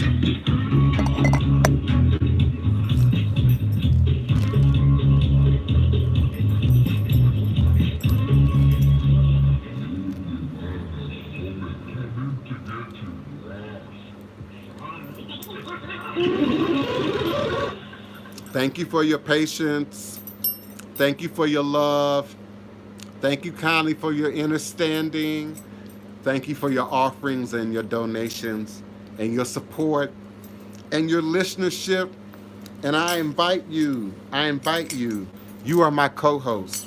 And I'm not trying to be Wendy Williams. You are my stars. And I invite you to call me now at area code 845 277 9143.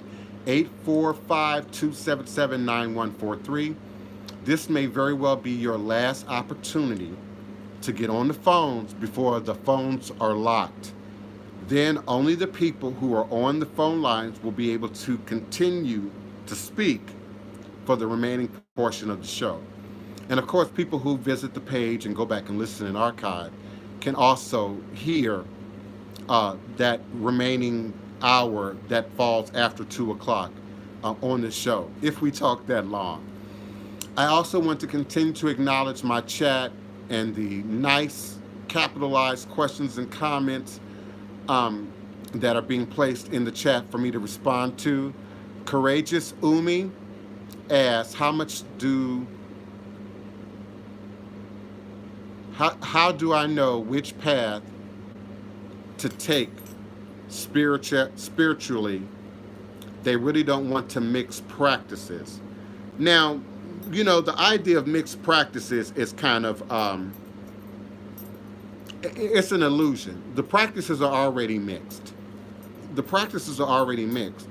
Every time a young woman marries a young man, and they move off, and create a life, you're creating a new lineage. You're creating a new pattern, a new way, a new organization of doing things. So we here in the West, and particularly African Americans, Latinos, Hispanic Americans, the people who we would say operate under this umbrella that is ATR, we debate about path names, path titles, how things are done or not done. But in the reality, and I say it all the time, it's all voodoo. You can't have E5 without voodoo. You can't have voodoo without E5. And so the idea of what a path is, what spiritual path you should take, the idea of mixing them has become convoluted. So we're looking at lineage, which is why we do the DNA test in my house. What is your bloodline lineage in terms of your ancestors? Another way we look at paths is geographic location. How Ifa is taught and instructed and passed on in Osogbo, West Africa, Nigeria, is not the same as how it's done in Cuba or how it's done in Brazil. So therefore, again, we've birthed new paths. Some would say root working, conjure, hoodoo is an evolution, is a growth, is a new development of paths that comes out of geographic location, that comes out of where you're born, of course, who you are born from, lineage, and then what the common practice is in that house, in that village, in that specific location. Because even in the same town, every house is not going to operate specifically the same way. There will be a foundation. There will be things that are tradition. There will be things that adhere to protocol. But then humanity gets involved. Then individual coloration gets involved on top of that. So you determine through divination. You choose a mentor. You choose someone who's operating in a legitimate system, in a legitimate path. I have been legitimately initiated and educated into multiple paths. And that's why I'm a Pan-African practitioner. That's why I'm able to navigate a little bit of Apollo, a little bit of Ifa, various branches of voodoo, as well as witchcraft. an understanding of religion, an understanding of the cultural practices that represent many of these quote unquote spirit paths that we are seeking today, beloved, to choose from. So choose you. Choose you. Who are you? Who are your people? Where did you come from? And that will help you to clarify your spirituality, your spirit path. And of course, I invite you to email me and take on the efforts of ancestral work and divination, and I can help you to sort of walk through that. I understand being drawn to voodoo and Papa Legba, but be sure that it's calling you.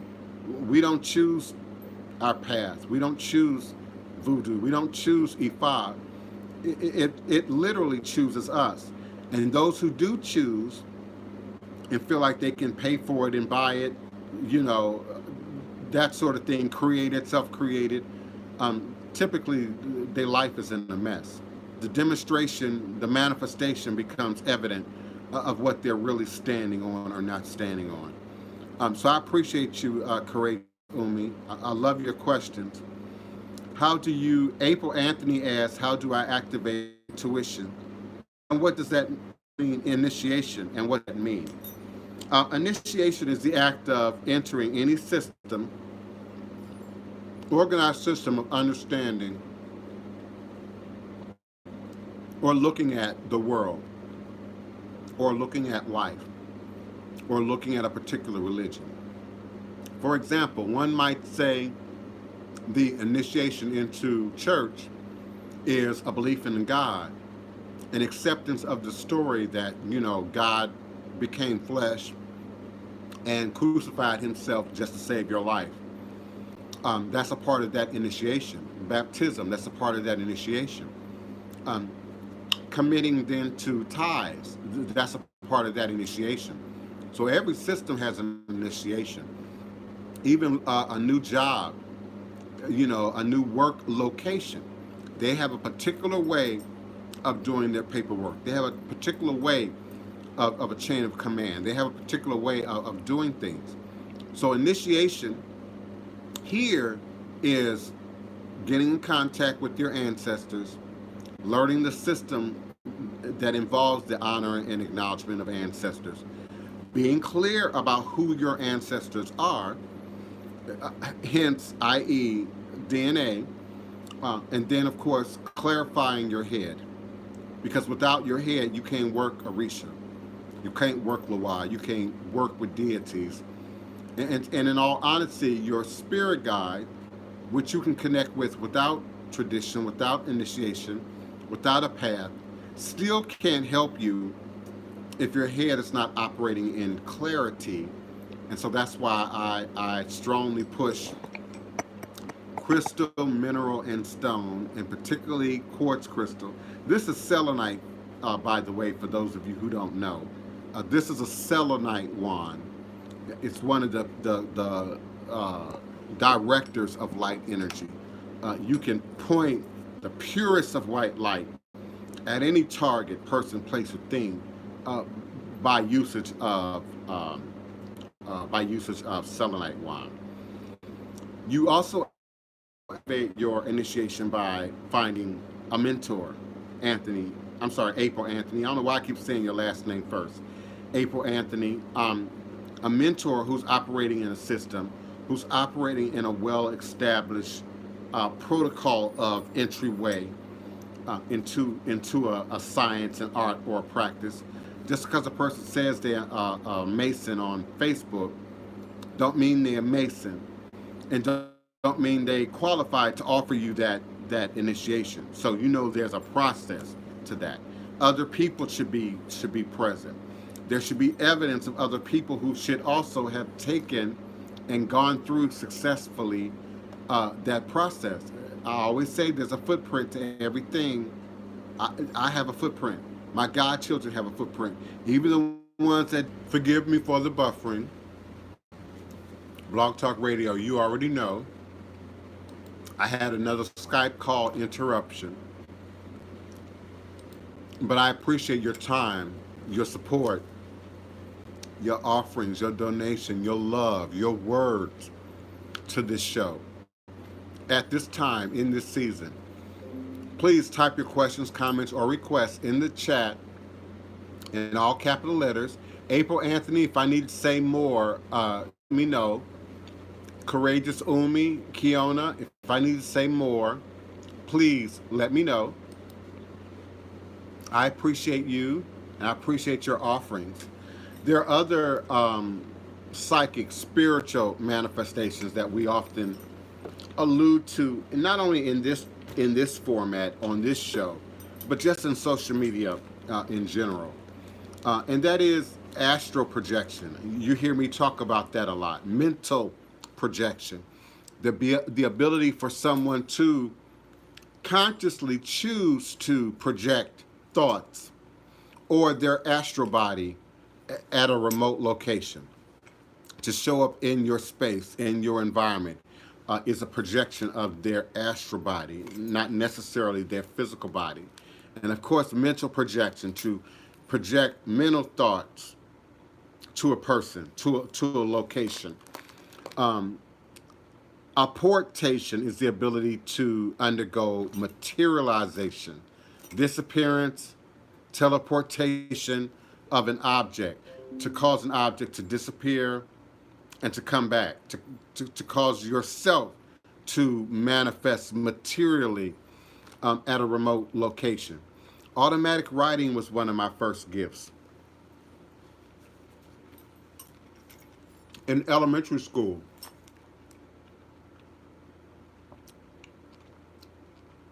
I'm chewing an orange, Blog Talk Radio.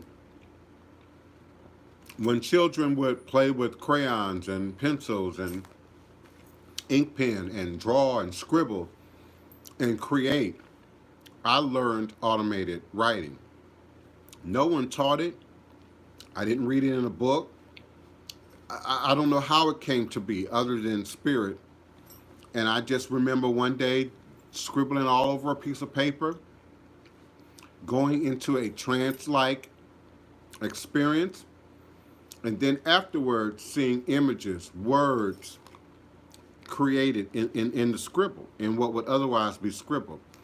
It was years later that I would learn I was manifesting automated writing, the ability to draw or write without conscious intent. Of course, divination is something that we operate in and talk about. Tarot is just one form of divination. I Ching is another form of divination. Runes is another form of divination. Of course, quartz and the appropriate application of quartz, scrying, which is what we do when we're looking into a crystal, is another form of divination. Animal and nature divination. I teach my godchildren how to read pigeons, how to read doves, how to read squirrels, how to read dogs and cats. In terms of divination, what direction they're moving, how they're moving, what message is being written. Bees, butterflies speak languages to us in their motion that can show up as a form of divination. Dowsing and the ability to hold copper, wood, other forms of wands, and like an antenna, and then discover water, to discover oil, to discover things that might be hidden in a particular physical geographic location. We know that it's dowsing, Dowsing. And of course, there are all forms of energy medicine, the ability to heal with one's own empathic, etheric, astral, mental, or spiritual body. Sometimes that shows up as Reiki, the ability to direct your energy, your light energy, into someone's astral body or light body or electric body.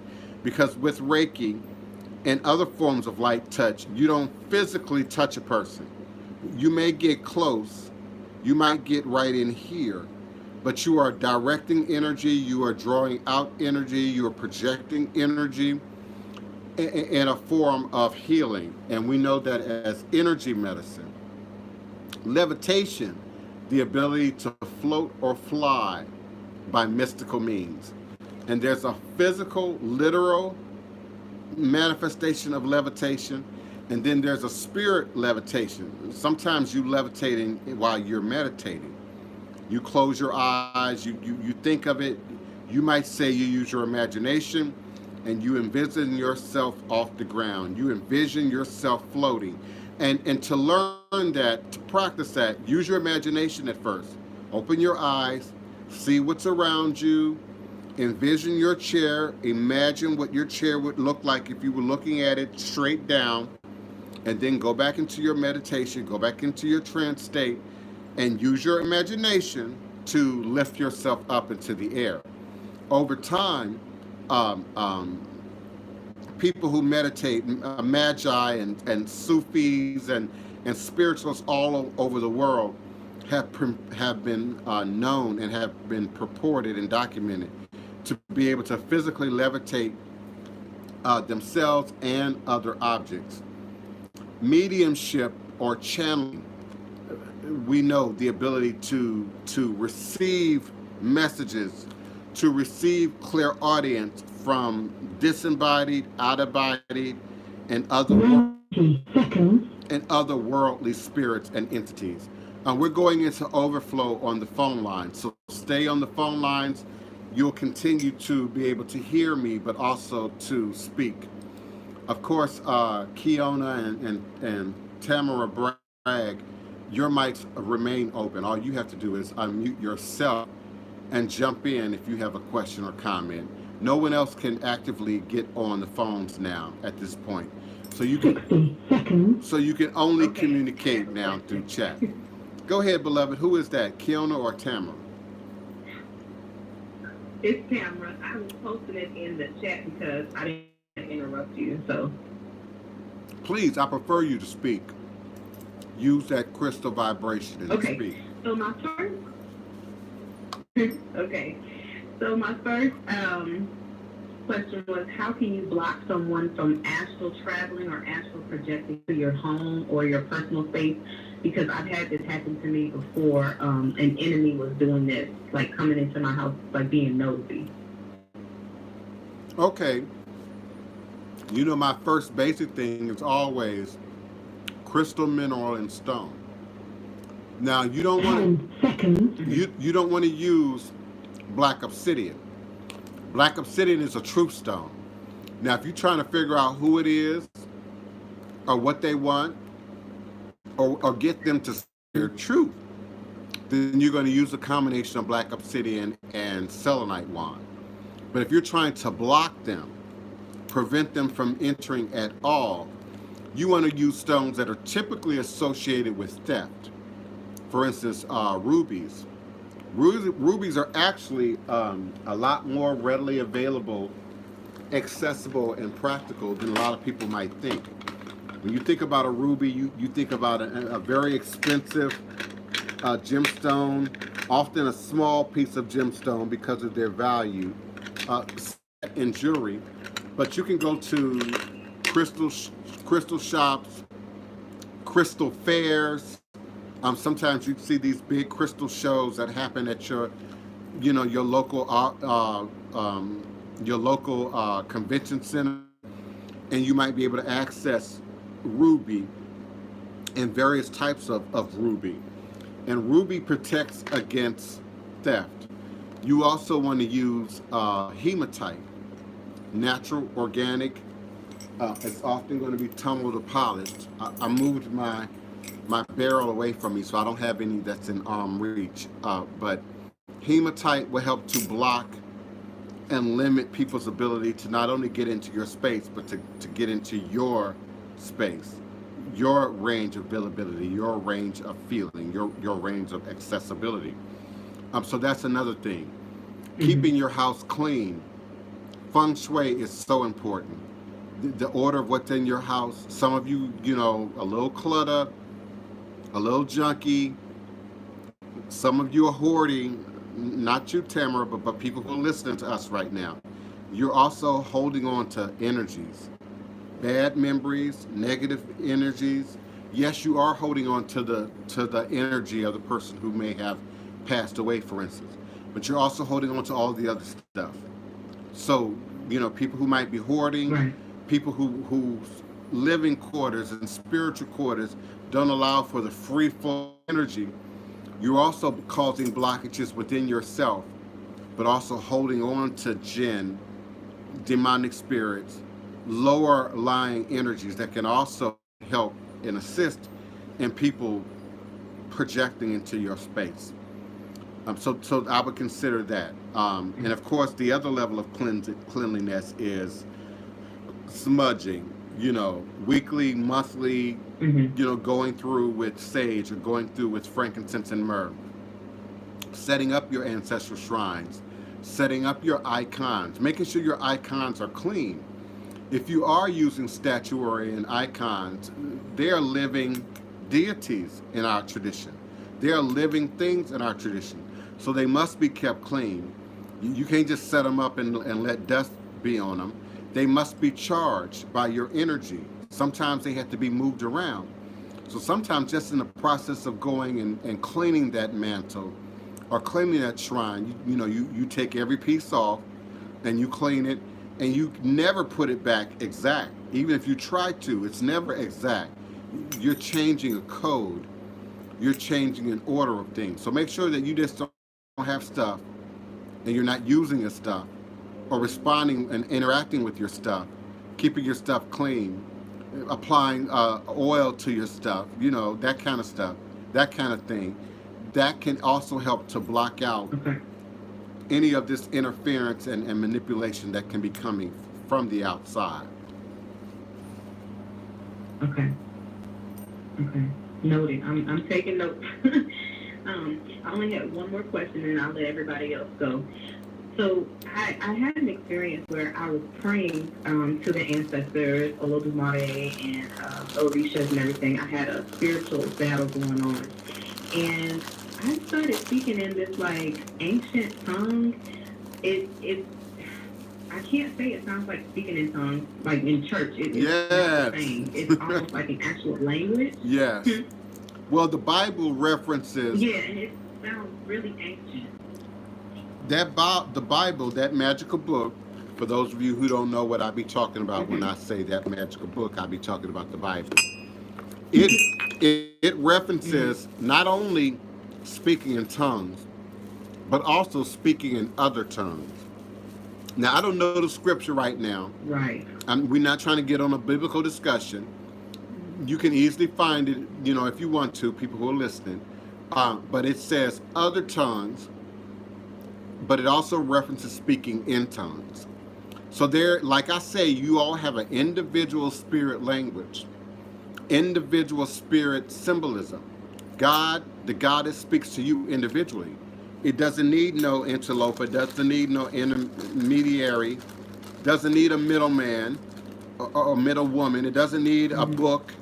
It doesn't need anything. If God wants you to know something, God can tell you directly. If you're listening, if you're open, if you're willing to hear. And so that's where the work comes in for a lot of people. So there is a tongue that's only spirit communication between you and God, between you and God, or between you and your ancestors, and maybe ancient ancestors that speak a language that's no longer written or documented or known to humanity. And even in that, there's some order to it. It should make sense. It's not just going to be gibberish and random. It's going to make sense. Then there's the speaking, in other tongues, which I just referenced, ancient ancestors. Other parts of your DNA might be another way of saying it that you are unfamiliar with. If Swedish is in your DNA, you might start speaking Swedish and you don't know that. You may not be familiar with Swedish. So record it, document it, write it down. I can remember back in the late 80s, someone gifted me a picture. It came from an African festival that was held in somewhere in Los Angeles at the time. And the artisan had drawn or painted these beautiful black African warriors, naked with spears and shields. And they were sort of lined up not like what is today, Marty Tuesday, not like the what do you call it, the Last Supper, of Christ, Mm-hmm. but similar, set up very similar to that.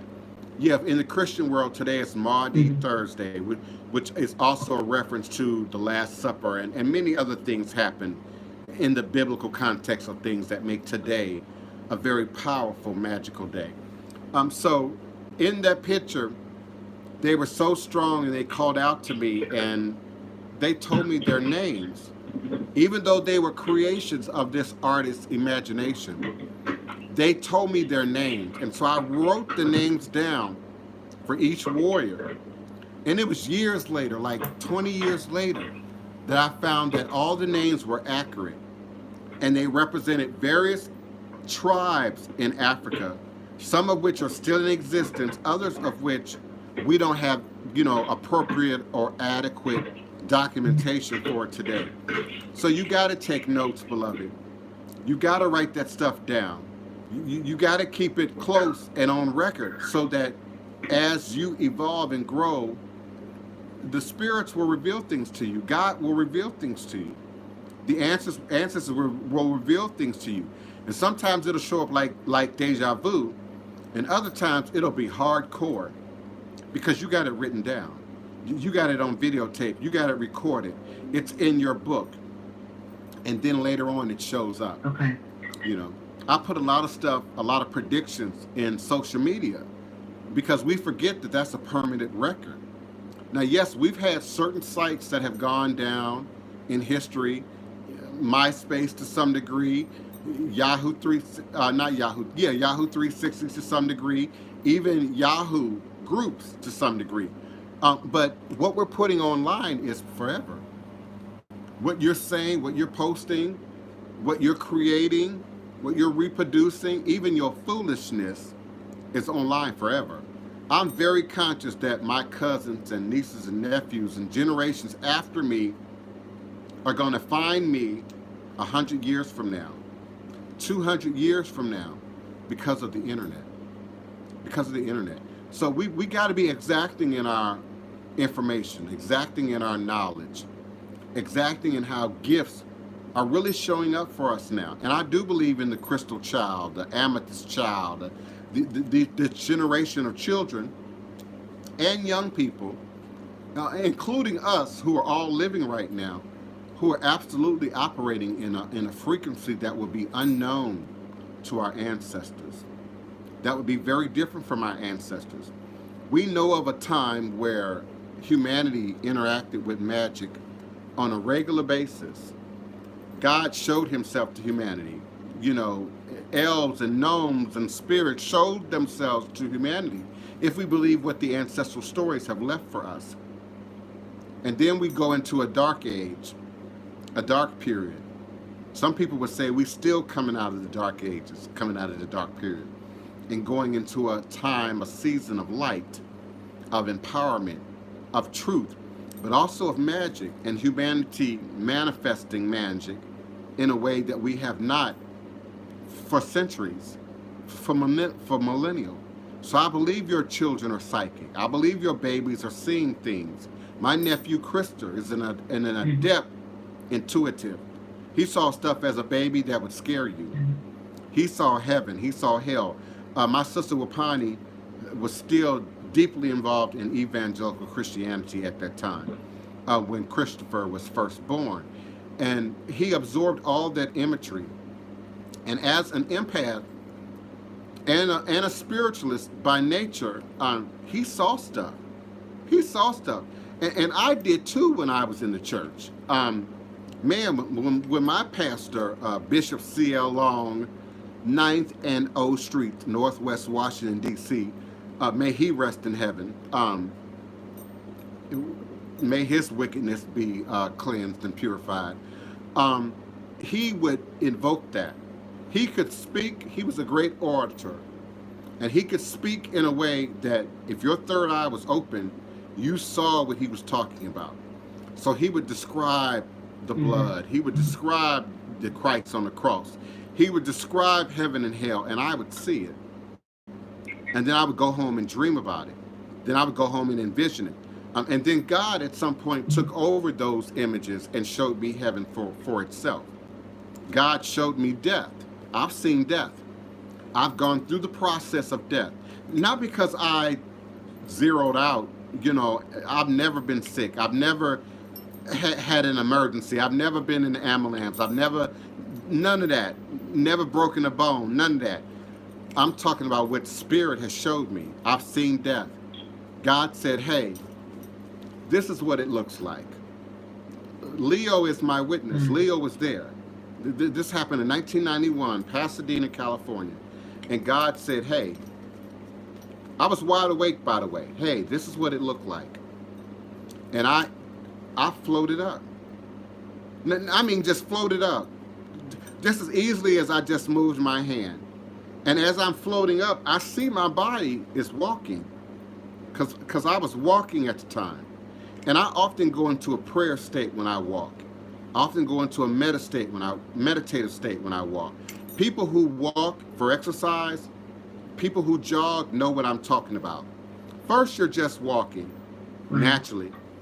Then you're picking up pace. Then your breathing changes. So now you're conscious of your breathing. Now things in your body are functioning different. And then there's a point where I've picked up speed. Now your steps are deliberate and conscious, and that occupies your left mind, your left brain, and now your right brain has an opportunity to be free. And that's where I do my best prayer. That's where I do my best astral travel and my best meditative stuff, is when I'm either riding my bike, my mountain bike, or when I'm walking. Mountain biking is another great way to do it, especially now we can't be around people. We're not on lockdown, so you can get on the bike trail, avoid people, and experience this for yourself. And that's where I experience heaven and hell, life and death, almost like being in a classroom. God showed me. God will show you if you ask. God will show you if you ask. The goddess will show you if you ask. Now, I know there's some people under me hearing me right now who don't understand. You frustrated with, I've been praying for years. I've been calling out to God for years, and you still ain't heard. You either have a block up, or you might be of a reprobate mind. A reprobate mind, God will give you over to your own thoughts, your own consideration. We do it as humans, so why wouldn't God do it? It's certain people we get tired of hearing. I'm adjusting my battery, y'all. It's certain people we get tired of hearing. We get tired of seeing. But we love them, or we tolerate them, or we put up with them, or it's your job and you don't have a choice. And they talk and your eyes roll back in your head. You don't even argue no more. You don't even try to correct them no more. So, well, baby, if you believe that, you go on. That's God allowing a person over to their own thoughts, over to your own comprehension. You so big, you so full of ego that you think you got it. God will say, hey, go ahead. I gave you divine will. I gave you choice. So God will say, hey, go ahead. That's why I say, and that's why my mama said, God is not going to argue with you. God ain't going to debate with you. God's not going to get loud with you, hey, and shout over you. You know how we do around the domino table, around the spades table. Everybody's shouting, everybody loud, people pounding. Nobody can hear anybody. You done had a couple of drinks. Now you mad, and nobody even noticed when the infraction even occurred. We don't even know why the argument started, and now it's just a free-for-all. That's how I envision how we try to interact with God as Westerners, as Americans, as people in the UK, as Londoners, as Parisians, as Asians, because they're Western now too, and so we expect immediate results. We expect right now. We expect instantaneous. We expect drive-through service, quick, fast, in a hurry. Don't speak to me. Don't greet to me. Don't worry if I'm smiling or not. Don't worry if I'm in my hair rollers or not. Just give me my stuff and let me go. And we can't address God that way. We can't address ancestors that way. We can't address the realm of spirit that way. Mm-hmm. So God will cause the spirits to pull back. God can silence the ancestors. If an individual's soul is not ready, it can't come through for you anyway. If grandma, grandpa, your brother, your sister, your unfortunate cousin who was murdered or killed, if their soul ain't ready with God, they can't come through for you anyway. They can't show up, speak for you. They can't come through your Obata. They not function. Their mouth ain't open. Just like in ancient Egypt, the mouth has to be open once you pass through the other side. Their mouth not open. Only those whose mouth is open can then speak back to us from the other side, and those are going to be the more evolved, prepared, matured souls. Yes, Mom, it's 2:15. I see the clock. I'm prayerfully, respectfully asking for your questions, comments, and requests. We have so many viewers right now. I'm scared to say how many because I don't want to jinx it. Um, because if you don't refresh during the show, you're not getting an accurate count of how many people are actually watching, viewing, clicking like, leaving comments, and I appreciate that. Please help us out. Give Kiona something to do. Type in all capital letters in the chat so that she can see it and help me to see it so that we can answer and respond to your questions and comments and requests. Right now, as I move forward, those who are on the phone lines, that's Tamara and Kiona. I got a whole bunch of people on the phone lines just listening to me. And listen, y'all, it's people that listen to us at work. I learned that through an email, so they can't call in, they can't talk. But people put us on in the factories, in the warehouses, in the office spaces, and they listen to us. So they appreciate your questions, your comments, requests. Often you are the voice for other people who want to say that, who want to ask that question, who might not have the voice to ask that question. You ask it. And don't worry about offending me. I'm very difficult to offend. I don't offend easily. I don't invoke voodoo and curses on people easily. I'm very mature about how I operate in the realm of spirit. So I'm always open to any conversation. I'm always open to any information. I'm always open to any demonstration in this sacred space that we share. Otherwise, I continue to move forward. I continue to move forward. What other option do we have in life? What other option do we have with COVID-19? But to move forward, but to move forward in a conscious way, in an edified way. Edified way means you got information. You just ain't going blindly. You just ain't going on a conspiracy theory. You just ain't going on what they said in Facebook Messenger. So stop it with the 5G drama. Stop it. Stop it with the conspiracy theories around the virus, the ones that are hurting us. Now, there are others that we absolutely can look at, where it came from, how it's created, why is it picking certain people, why is it targeting black people, why is it targeting diabetes and heart problems, okay, we can consider those theories and conspiracies. But stop it with we can't get it. Stop it with the black people are immune. That's nonsense. They're getting it in Africa. They're getting it in Jamaica. I'm looking at it in the news. They're getting it all over the world. And it's killing regardless of age. Stop with the ageism. This is not an old people thing. This is not a people with compromised immune systems only. They are the higher numbers. And if y'all want to talk about chemical warfare, biological warfare, let's examine that. So the weapon gets out by accident. Okay, of course it's going to affect the first immediate community at first. So that might be China and that specific community in which, because I can't pronounce the town right now, Wuhan, is it? Wuhan, China, where it originally emerged from. But look at how it responds from country to country. That's why I'm saying I'm offering you all to pay attention to the news. Thank you, Kiona, for the question mark. Pay attention to the news. Pay attention to the news. It is changing. It shows up differently. The statistics show up differently.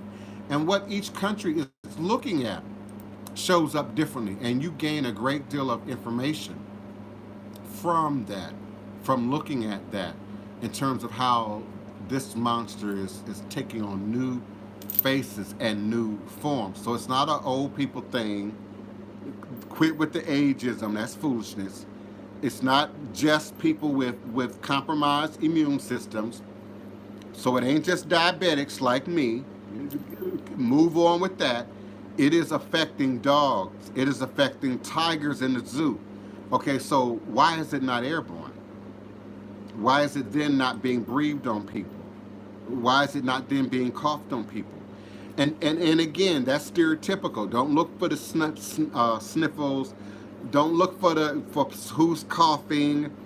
I've been listening. I've been calling people around town and checking for congestion and the sound of their voice. But you could be asymptomatic, whatever your age is. You could already have had it, and it has already, passed through your system. But you can kill your children. You can kill your friends. You can kill your neighbors. You can kill your co-workers. You can kill your parents, your grandparents. So this ain't no joke. We're at war. I might as well be holding a real hand grenade. We just can't see it. We need deeper than infrared to see this. We got to be operating in a whole nother level to see this. So right now, this can only be seen in the lab. This can only be seen by the professionals. And so we have to pay attention. I love Corey Aber and Dr. Fauci. Um, they speak truth. I don't listen to the Orange Lane. I watch him because it's entertaining. I watch him as I watch all signs and symbols because he's a sign and a symbol. He might say one thing, but he's telling you something else. His body language is telling you something else. The people around him and their facial expressions, and then what they say is telling. So I watch him, but I don't listen to the Orange Lane. I pay attention to Dr. Fauci and the other professionals that are speaking. So take this seriously. I'm looking for the pending. I really am. I just refreshed my page. Beloved Keon, if you want to go ahead and say it out loud, that would be helpful. Read the question for me. Sure. Okay. So before we do that, you had stopped on the Claire's, the last one, Yes. the Claire Dustin, the the um, the ability to hold on, let me go back. You said So okay, you had stopped on that before you went to go see who was outside the 2017. yes. I don't know who just said 2017. Girl, what you doing? Taxes, Tamara? I think Tamara. No, that's not me. That's not me. Oh, I. I'm sorry. I'm listening, but I'm at work. Oh, I'm gonna put it back on mute. No, but you okay? You're not even that loud. I just thought it was humorous. All I could hear was 2017. That's all I could hear. So you haven't revealed anything else. You haven't broken any confidentialities for your company or your clients. All I heard was 2017.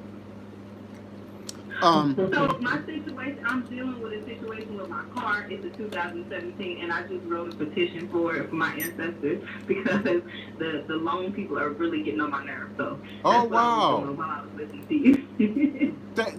Thank you for saying that out loud. That you are applying the voodoo. Yeah.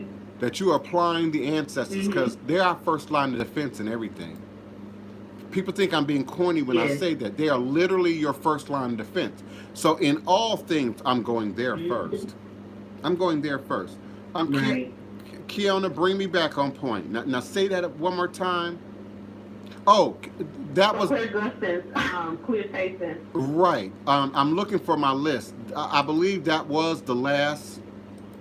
If you go above, if you look where the marker with the offering, the we're from Goddess Auntie, the 2020 is right above it. The list is right there. Are you talking to me or to the listeners?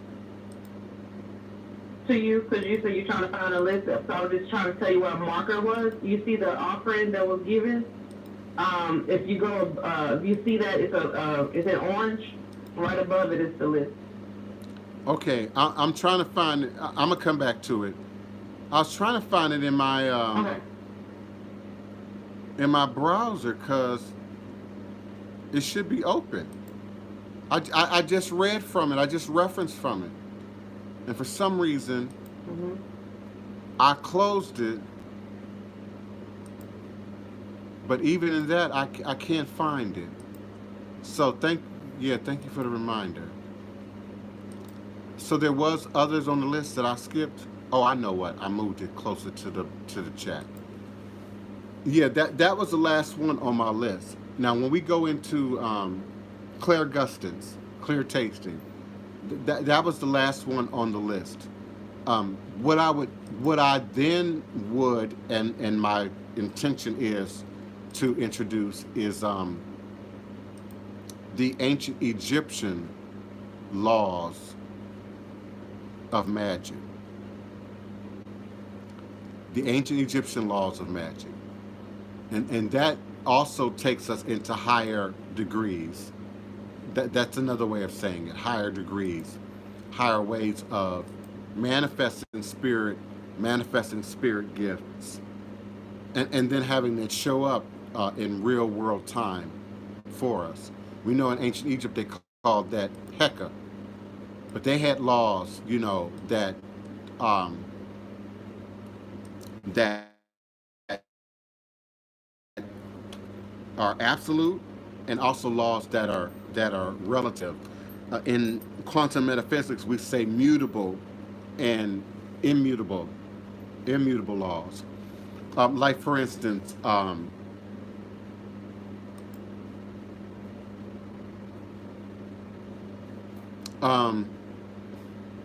okay, like the law of correspondence. Okay, so what I do over here shows up over here. What I feed over here manifests over here. Even in the magical book, it says, "As is above, so shall it be below." That is one of the universal magical laws. It's also an ancient Egyptian law of magic. As is above, so shall it be below. It's almost a guarantee that certain things that we do, certain things that we mimic, um, in humanity is mimicked in nature, comes back to us in nature. I have some before me now. The first law of magic is thou shalt not kill.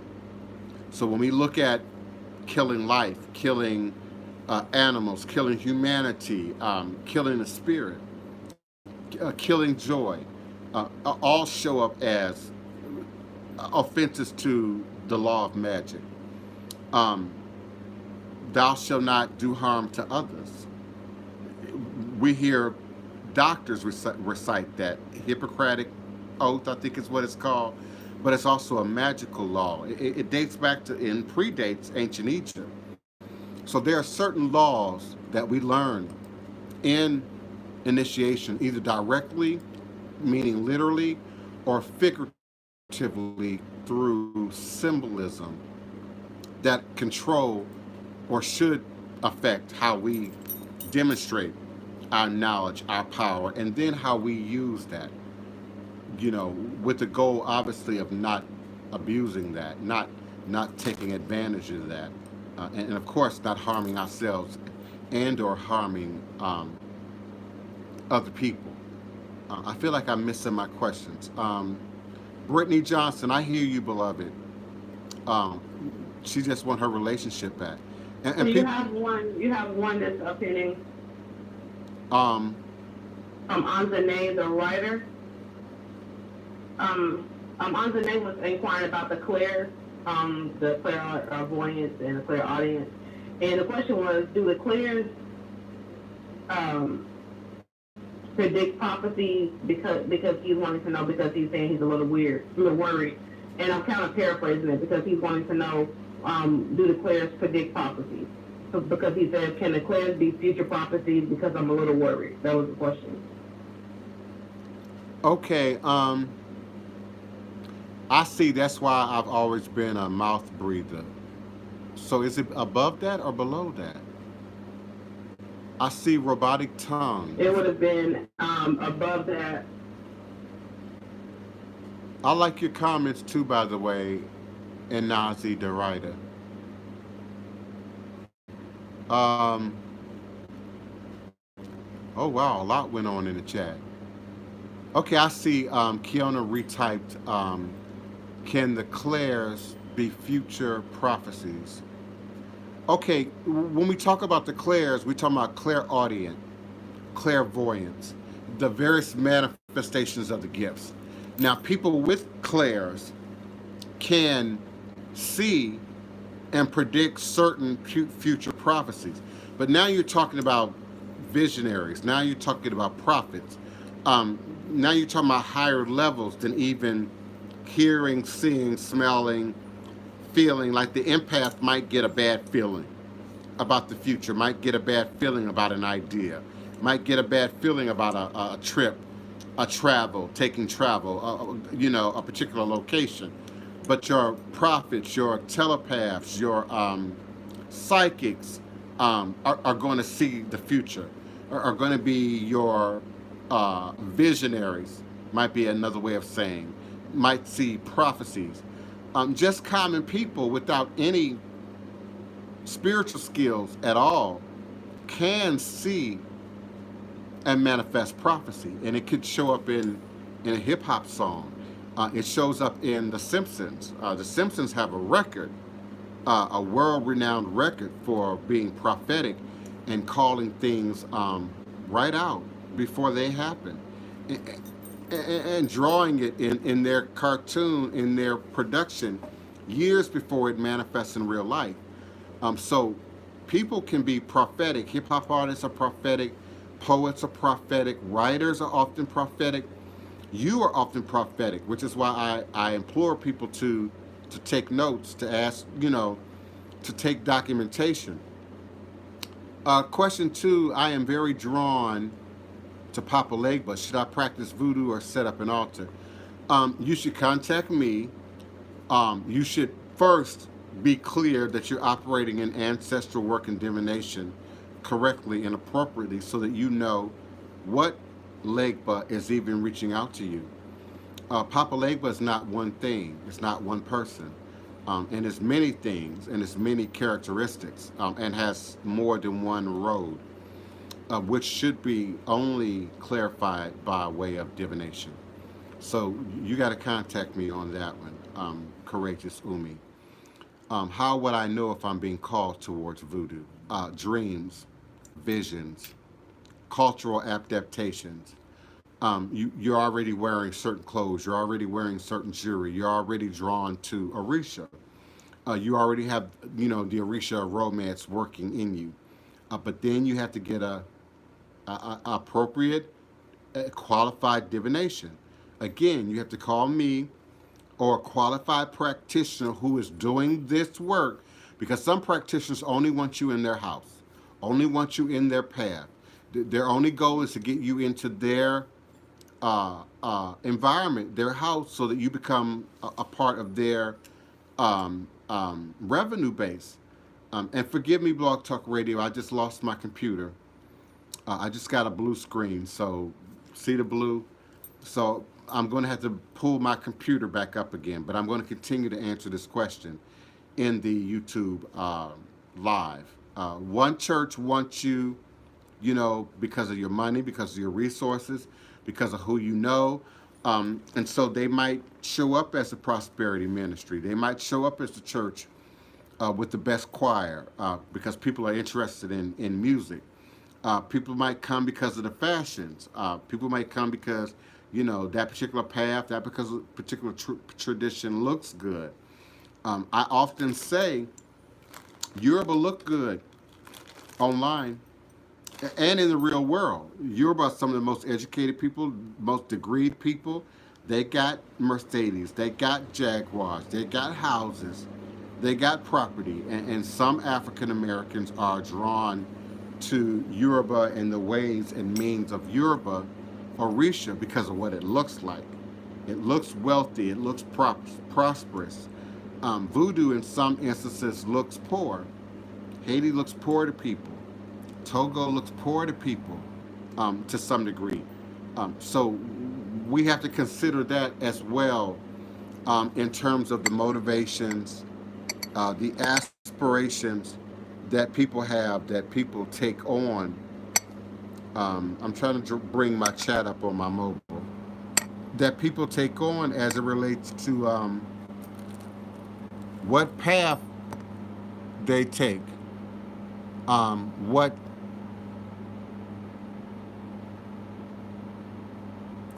okay, Goddess Auntie, I'm now looking at your question that was attached to that donation. Whom do I work with to get my sense of smell back? Um, Babalu Oye, Eshu, and your ancestors. But again, if you aren't crowned, if you haven't been gifted their mysteries, get with me about that. Get with me about that. There are also some other holistic things we might want to look at in regards to addressing that particular question about your smell and your sense of smell. Whether we're talking about um, the clair that involves smell, or whether we're talking about your literal smell and sensibility, we can address that. Just send me an email and I'll be glad to help you with that. Another reason I don't go into wholeheartedly medicinal remedies. Um, I'm trying to type and remember my password at the same time.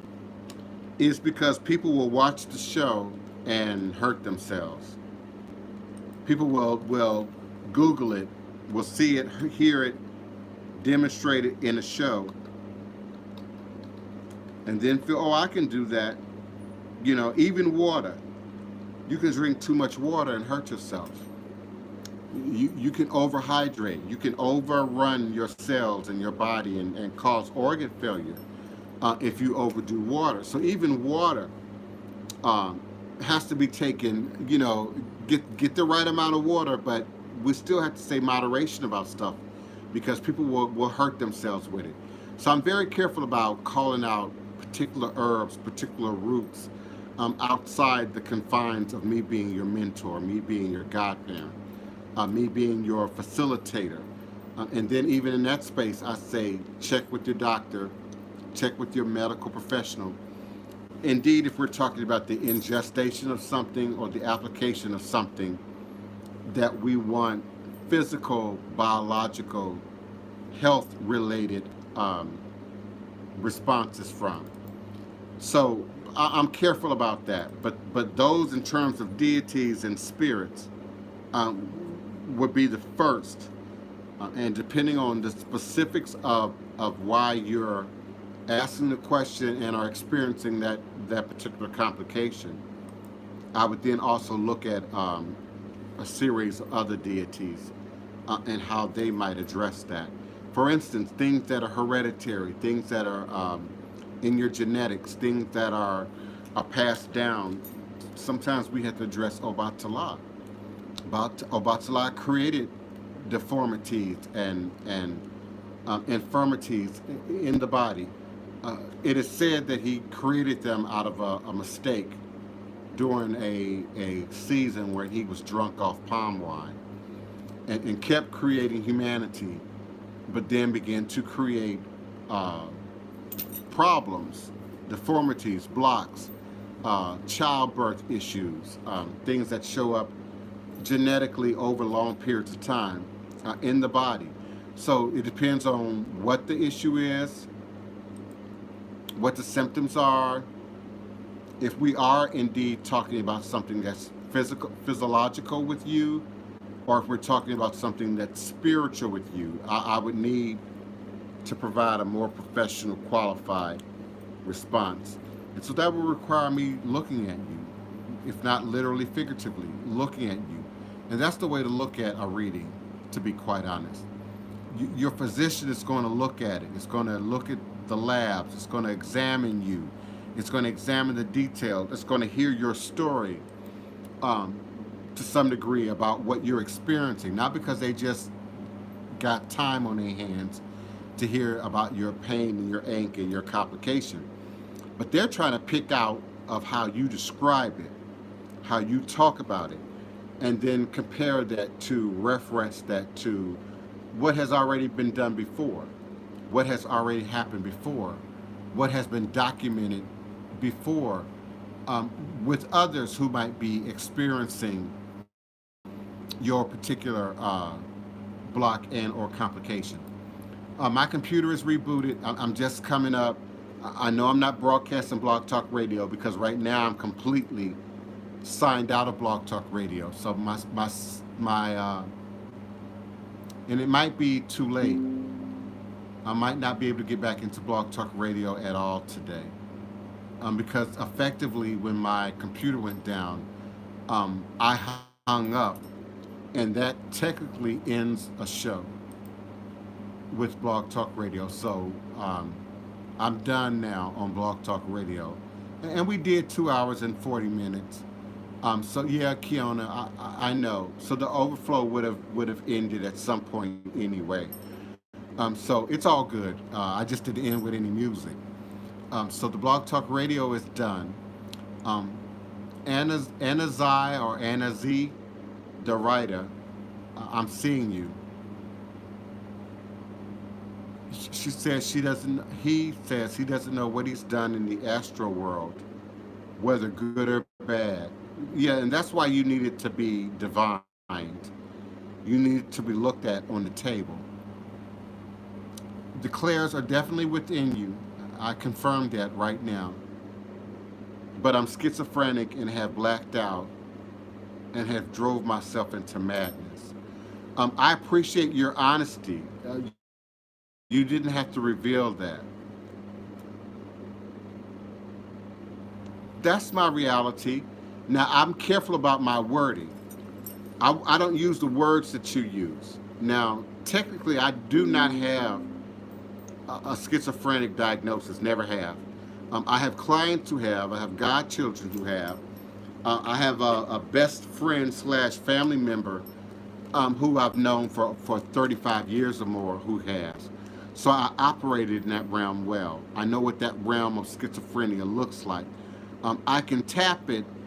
I have received the bipolar label diagnosis over 20 years ago. So I get it. I get where you are. Before I give my response, I offer you to connect with me off air. I offer you to connect with me by email as well. If you call me, you're going to hear the same thing on my voicemail. Please send me an email request, and then I'm going to get back with you. I have an answer to what you're experiencing, and particularly because you use those words. I have an answer to schizophrenia. I have an answer to your fear. I have an answer to helping you to decipher. The magical book calls that discerning spirit. What is of what spirit? Is it of God? Is it of the devil? Is it jinn? Is it alien? Is it manipulation by man? I have a way of helping you to bring clarity to that.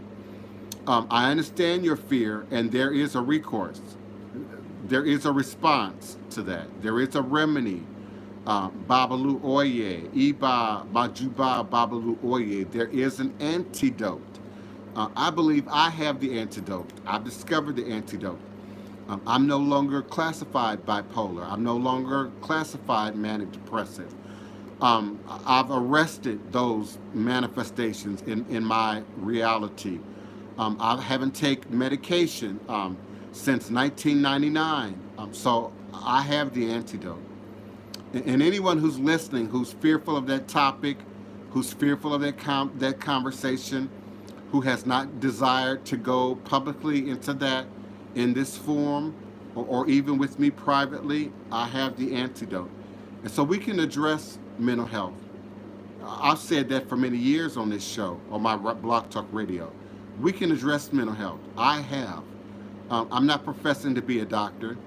I'm not professing to be a psychologist or a psychiatrist.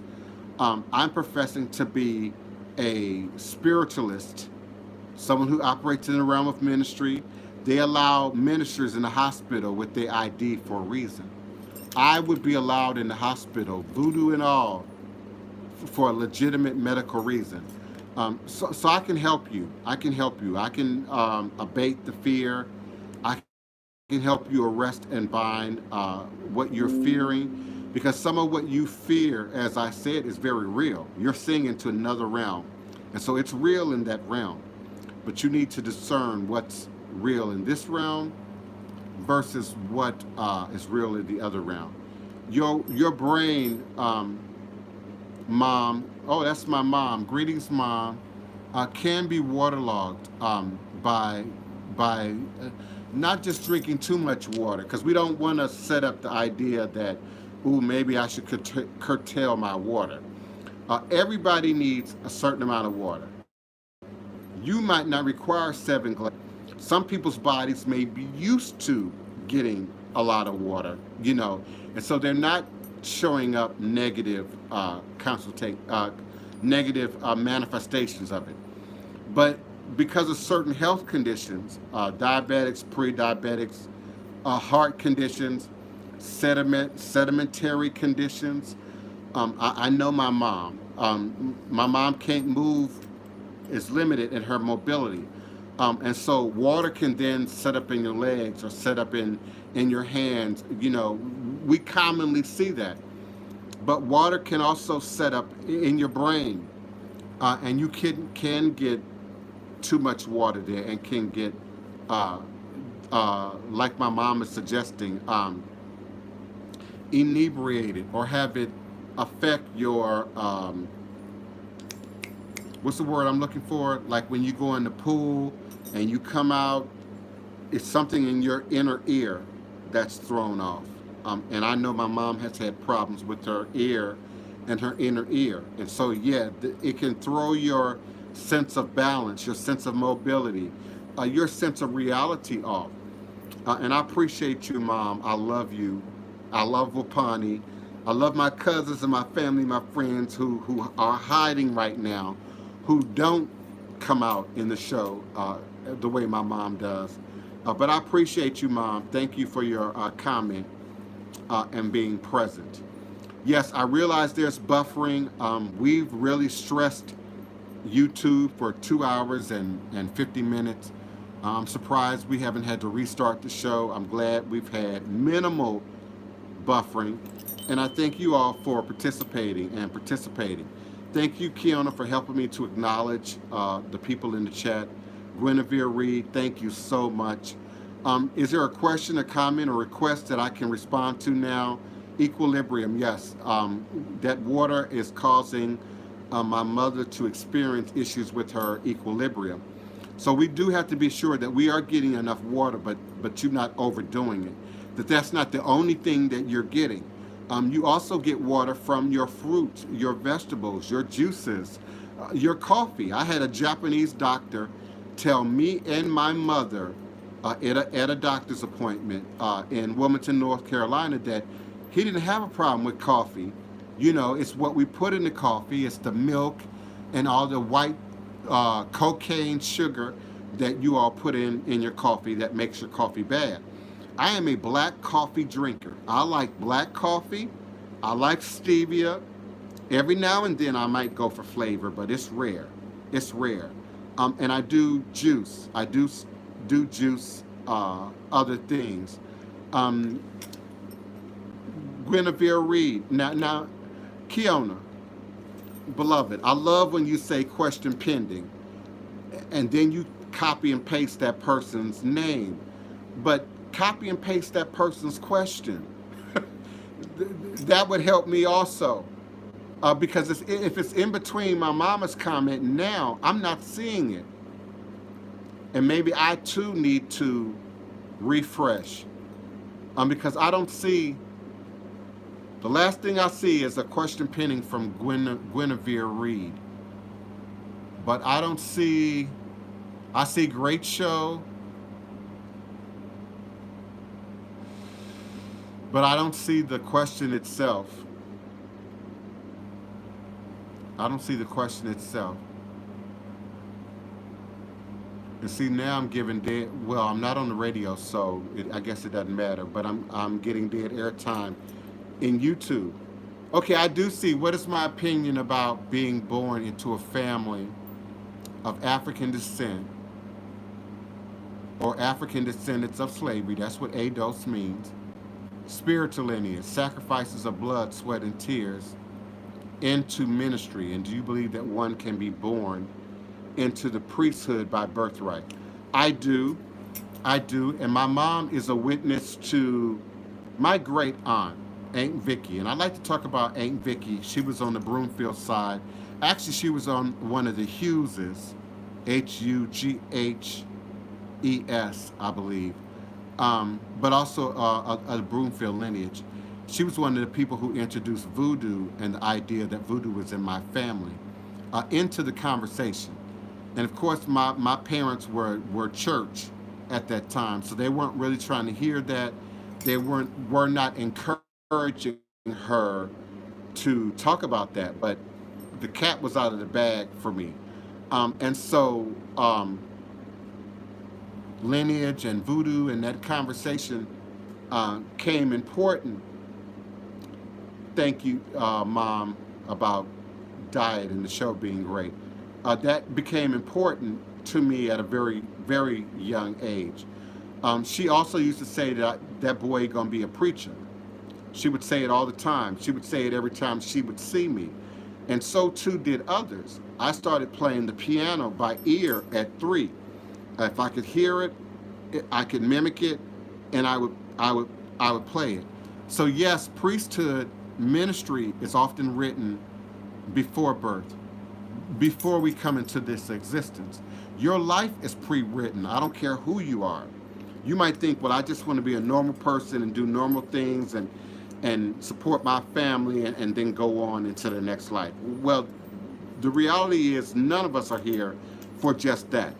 We all are pre-written, predestined, pre-contracted to come here and do something important, do something great as it shows up in our skill level, as it shows up in our intellectual level, as it shows up in what we uniquely are called to do. And God speaks in a soft, still voice, as my mom says. But I say your ancestors will aggress you, they will cause disruptions, they will cause imbalances, they will put things right in front of you, right in your way, in order to get you to see, in order to get you to hear, in order to get you to understand. I'm going to move forward, y'all. It's been 3 hours. I don't want my mama having words with me about what I'm drinking, what I'm eating, how long I've been sitting in this chair. My blood needs to circulate. I need to stretch. I need to exercise. I need to move around. But I'm eternally grateful for you and yours for being with me, for supporting me. I'm down to my last 6 rolls of toilet paper.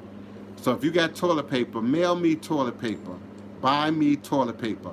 And I really like the Scott, the bigger rolls, the better. I like the Scott. But send me toilet paper. I appreciate the offerings. I appreciate the food. I appreciate the love, the cocoa butter, the shea butter, the organic, edible cocoa butter. I love it all. But send me some toilet paper, y'all. Mail me, package me, have toilet paper shipped to me. I appreciate you. I love you. I'm moving forward. Please be. Please be. That's all you can do is be. In capital letters, capital B, capital E. And our being, capital B, capital E, hyphen ING, is about being. Just be. That's all you can. That's all you have. That's all God requires. That's all the goddess requires. That's all the universe requires, is that you be. And be to the best of your ability. Be different. Be yourself. By all means, be neighborly, even at a distance. Check in on the sick and shut in. Check in on the infirmed. Check in on the single people. Check in on the people who are living alone. Be neighborly. Be neighborly. Be hopeful. Be creative. Be calm. Breathe, breathe, and be calm. Be calm. Be good. Be patient. Be still. Be kind. There's no reason to be snappy. There's no reason to be negative. There's no reason to give in to the negative energy that's attached to what we're surviving right now. But be kind. Be well. Be safe. Breathe and be happy. Be grateful. Be grateful. Be humble. Be humble. Be prayerful. Be mindful. Be conscious. Be aware. Be love. Be love. Be careful. Be proactive. Don't just sit and hear and listen and worry and envision and imagine. Find something to do. Literally and figuratively, find something to do. And if you don't have enough to do inside, do something virtually outside. Reach out in your blogs, reach out in your YouTube, reach out in your communications. But be proactive. Don't just wait.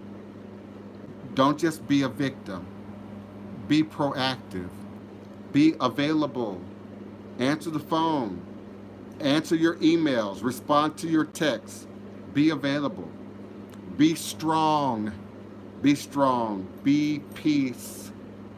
Be peace. Don't just want, need, and desire peace. Be peace.